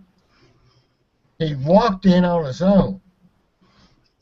He went to his daughter's house, his wife's home first, with no suit. I would have to find that hard to believe. Well, just go ahead and look at it, TR. What's the link in there? You have easier access to your channel than I do.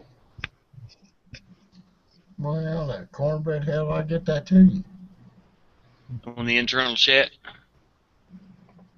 Man, shit, I don't know how to do that stuff. Oh, I'm just glad to be here. You posted a video on your channel, on your YouTube channel? Yeah. Okay.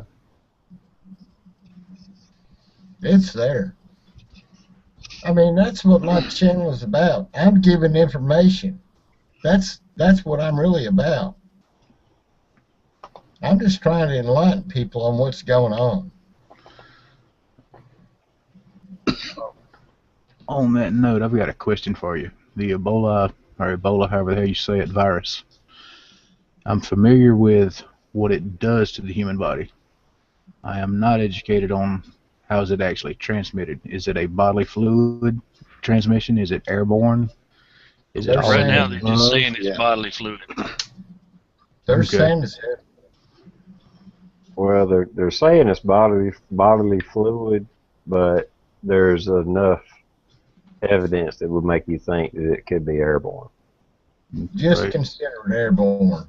Don't but if you're scared of it, and I don't mean to make fun of you, but if you're truly scared of Ebola, you should never drive a car again, because I guarantee you're going to get hit by a car or a car wreck and get killed before Ebola gets you. That's like the #1 man killer in America is a freaking car. Yep. Well, you saying that to y'all are on your channel, and all I see is one video about chickens. Did you like it? I mean, I'm not making fun of it. I mean, if you just put it in perspective. Put it in perspective is what I'm saying. You know what I'm saying? Just put it in perspective. I ain't saying Ebola ain't something to be concerned with. I'm just not going to freak out over it, you know, because there's a lot of bad diseases and stuff out there. And like I said, the CDC has way more scarier shit behind those walls than anything that's coming over, you know. What I'm trying to say, it's not really. I work at Walmart. I mean, I've got 2,000, 3,000 people a day come by me. I'm at a flea market. You know, you work at a plant. I'm just saying. Yeah. Think Well, about it. Well, you always got a risk. Yeah, And just like that's Justin what I'm said, trying to say. I mean, we got a lot of people that travel overseas and come back. Uh, I mean, even Americans can pick up diseases. You know, I mean, I ain't saying it's not something to be concerned about. I'm just saying it ain't nothing. I don't think it's something to freak out over. And I think the media, the fact that the media is blowing it up, that should be a red flag to you, man. You should be able to read through this. If the media is covering it that hard, you should pick up on that and say, wait a minute, why are they pushing this hard? Why are they trying to scare the shit out of me? If they're trying to scare the shit out of me, there's probably a reason that's behind the scenes. You know what I'm saying? And then look at it like this, TR. The media has been lying to us so long that maybe they're bringing out something true. I doubt it. Right. I like your attitude, but I look at it all that is first effect. If they bring out truth, it's going to be a side story real quick. That's just the way I think about it. You know, I don't trust them. They have lied so hard. There's only, they run by corporations. You know, corporations are what tells them what to put out there. So I don't really trust anything they tell me. If they show me a video of something, and something blows up, I can say, yeah, that blew up. I don't know what caused it, who did it, or why, but okay, I agree, that blew up. Other than that, I don't trust a damn thing they say. I don't either. Really? As soon as it does blow up, you'll sit there and go, well, but what do you want to blow up your ass? Go ahead, stop. Yeah, I was just going, in reference to what you were saying, seeing something in a video, man, you can't even trust that shit. Mm-hmm. No. I mean, even folks here on YouTube, affects computer-generated bullshit, unless you physically see it with your own eyes there in person, you can't believe it. Yeah, I'll agree with you on that. And I would probably add, it would probably, just one video. Yeah, you're right. You have to suspect everything, depending on what it is. Like that fireball that shot through Russia, last year or so. But they were like shitloads of video where people were home videoing it. It's Right. like, well, that happened. There was too many videos and stuff, and I couldn't understand the damn word they were saying, so they wasn't trying to snowball me. Right. Right. If they were saying it was Russian, it was in English, and it's the same shot, just from 100 different sources, then you call bullshit on that. But. Yeah. So I mean, I don't know. I don't know what I'm trying to say here, but I don't trust the media. Anytime the media tries to make me think something's very important, it just pops up a red flag to me. I'm like, why are you pushing this agenda? Is it just because you don't have anything else to talk about?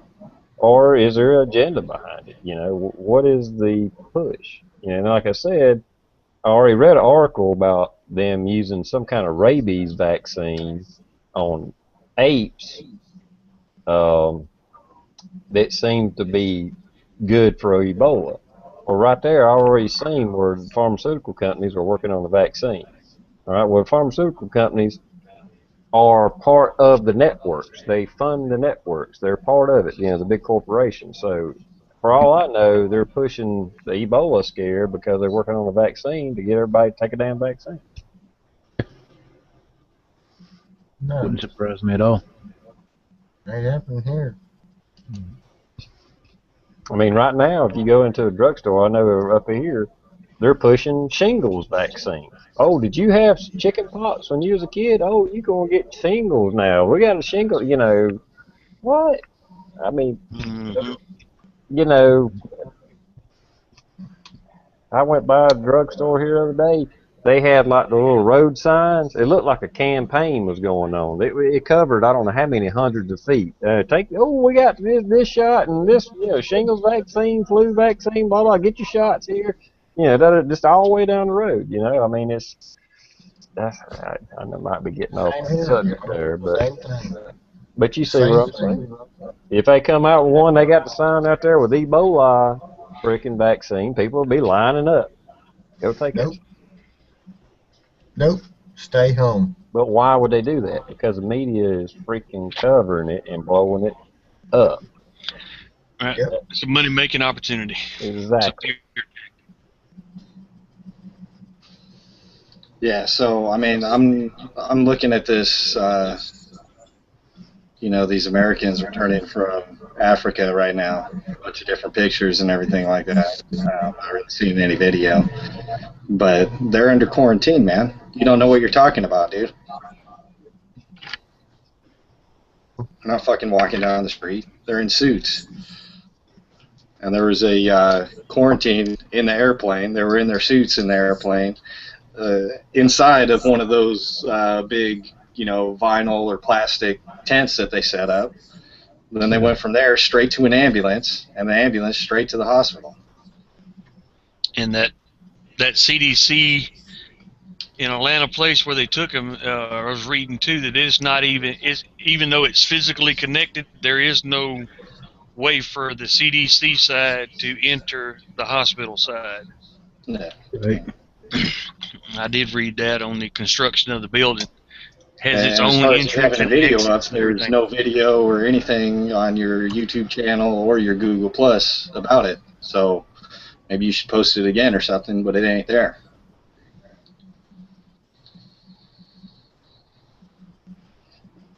So I don't know what you're trying to pull, but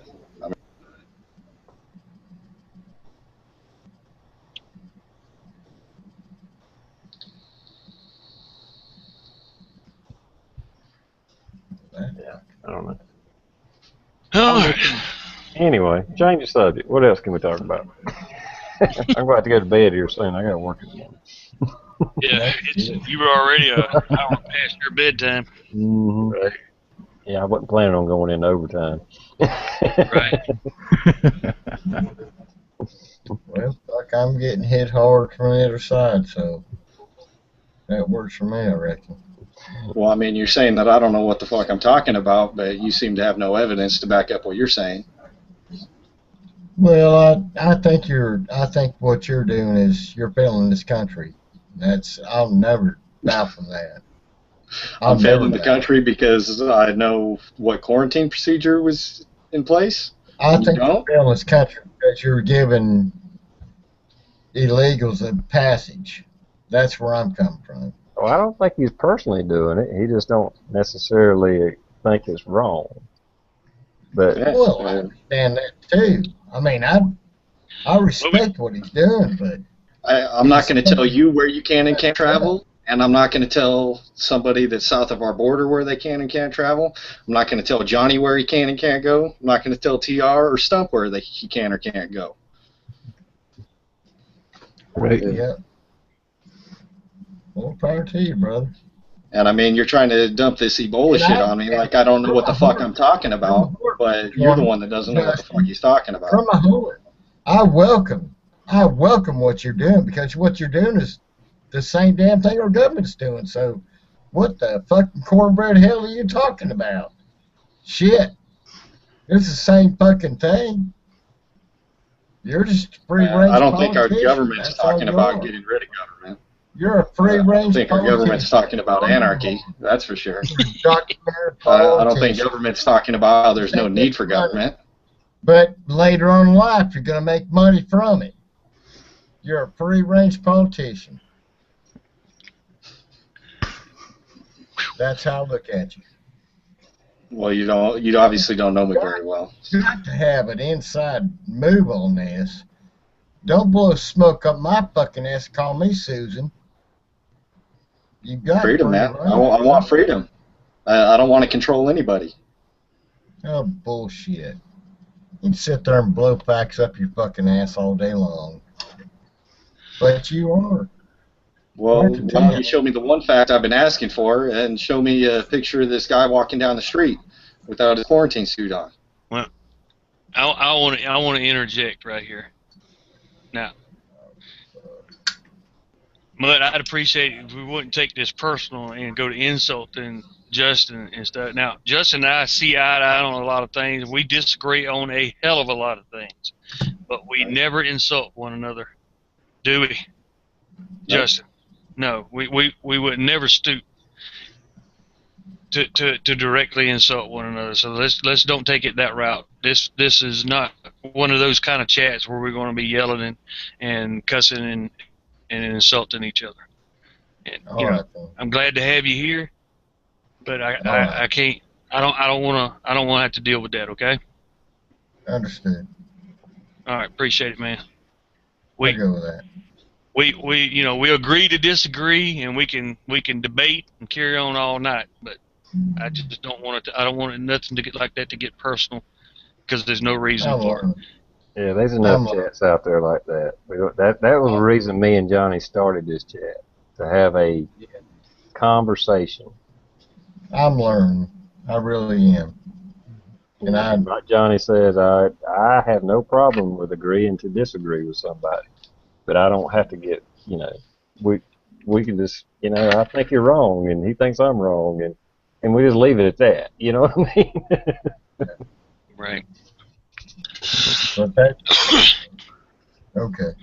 I'll go. I agree. Cool. And I thank you, for having me on here, and I'll be getting a lot of shit on the chat too, so there's for 11 more, so. Yeah. But I'll say in my heart what I feel. That's just all I know. Well, hey, we do too. That's why we say what we say, but we try to keep it civil and don't get personal. That's all I'm saying. I know, and I appreciate that. Yeah, it's definitely easy to get worked up when you're voicing an opinion, trying to defend something, or what you perceive of something that's near and dear to you, like the country. I'm scared. I don't blame you. I am too, but I'm not going to sit here and point a finger at, say, Justin over here. I mean, he has his views and his opinions, same as all the rest of us, and that's cool. That's him. That's his life. That's his world. Same as you have your views, your opinions. Same as the rest of us. But personally, I don't feel like Justin or folks that are in agreement with him are the problem, or folks like you, or Johnny, or TR, or anybody out here in the comments. My personal view is the problem with our government is the government itself. The way everything was written down, the way things have changed, all the loopholes and all the fucking lawyers that are right in the damn middle of it, tearing the hell out of every little loophole and getting rid of every shred of ink that is left on that Constitution. That's the problem. And the fact that we let it happen. Yep.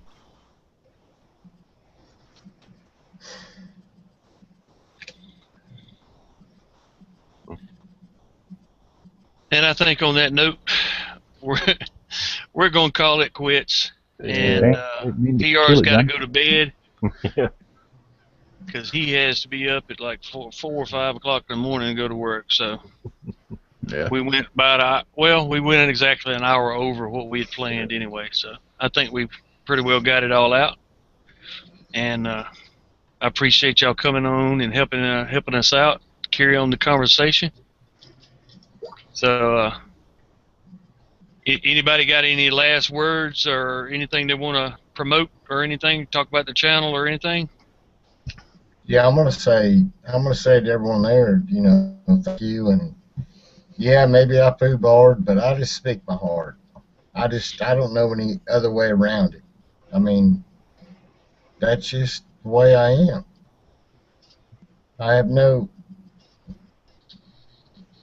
I'm scared. I mean, I don't know. Y'all sit there, I don't know. I'm not gonna play a game, but I appreciate everyone out there. I really do. and I'm scared. I really am. Well, there's things to be scared of, my friend, but it's. I think the point is that look at the whole picture and be scared of the right reasons for the right things. Don't. In my opinion, I think you was pointing out some stuff that were smaller points in the big picture. You know. Well, I mean, they're all points. Don't get me wrong, but there's no need to concentrate on the small stuff. You gotta look at the big picture. Right. In my opinion, and that's just my opinion. I ain't no fucking about it. I'm just a damn redneck from South Carolina. I am nobody. I'm just a redneck motherfucker too. And like now where I fucked up. Well, you know, we had a good conversation. That's okay. Don't worry about it. All right. We'll let her go. Right. Yeah, I can definitely say I've got nothing to hold against you right now. I hope not. I don't know. I got no problems with you. If I did, I'd have said something a long damn time ago. The only thing I got a problem with is you made me and Johnny defend 420. See, we used to attack it. Oh, shit. And see, you fucked that all up. The man introduced you to a little bit of humility. All right, Justin. Yeah, I'm just playing, Justin. But now, for what it's worth, it was a damn privilege to meet both of you, and I appreciate it. Oh, yeah, you too. Justin, you got anything new going on with your channel? No, I've just been doing some of the garden updates and homesteading type stuff recently. If you want to go leave me a hateful comment on my open border video, you know, I'm sure maybe there's some people out there in the chat that haven't seen them yet. Hey, have you No, Go back about 3 or 4 videos, and you know, they're the ones with the 30+ thumbs down, and so you know what you're on. Hey, views of you.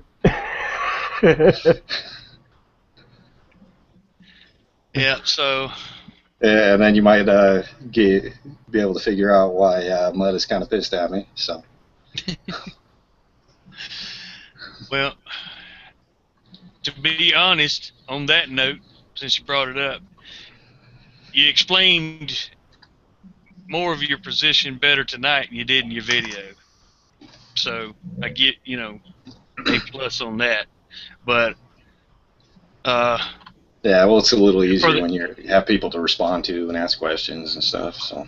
right. I'll agree with Johnny on that. You definitely explained that a lot better how your view of that on that is, and I appreciate that. So for the people out in the audience, though, regardless of how you agree or disagree with Justin's political views, but if you want to know some good homesteading stuff, especially if you're desert area homesteading like he is, Yep.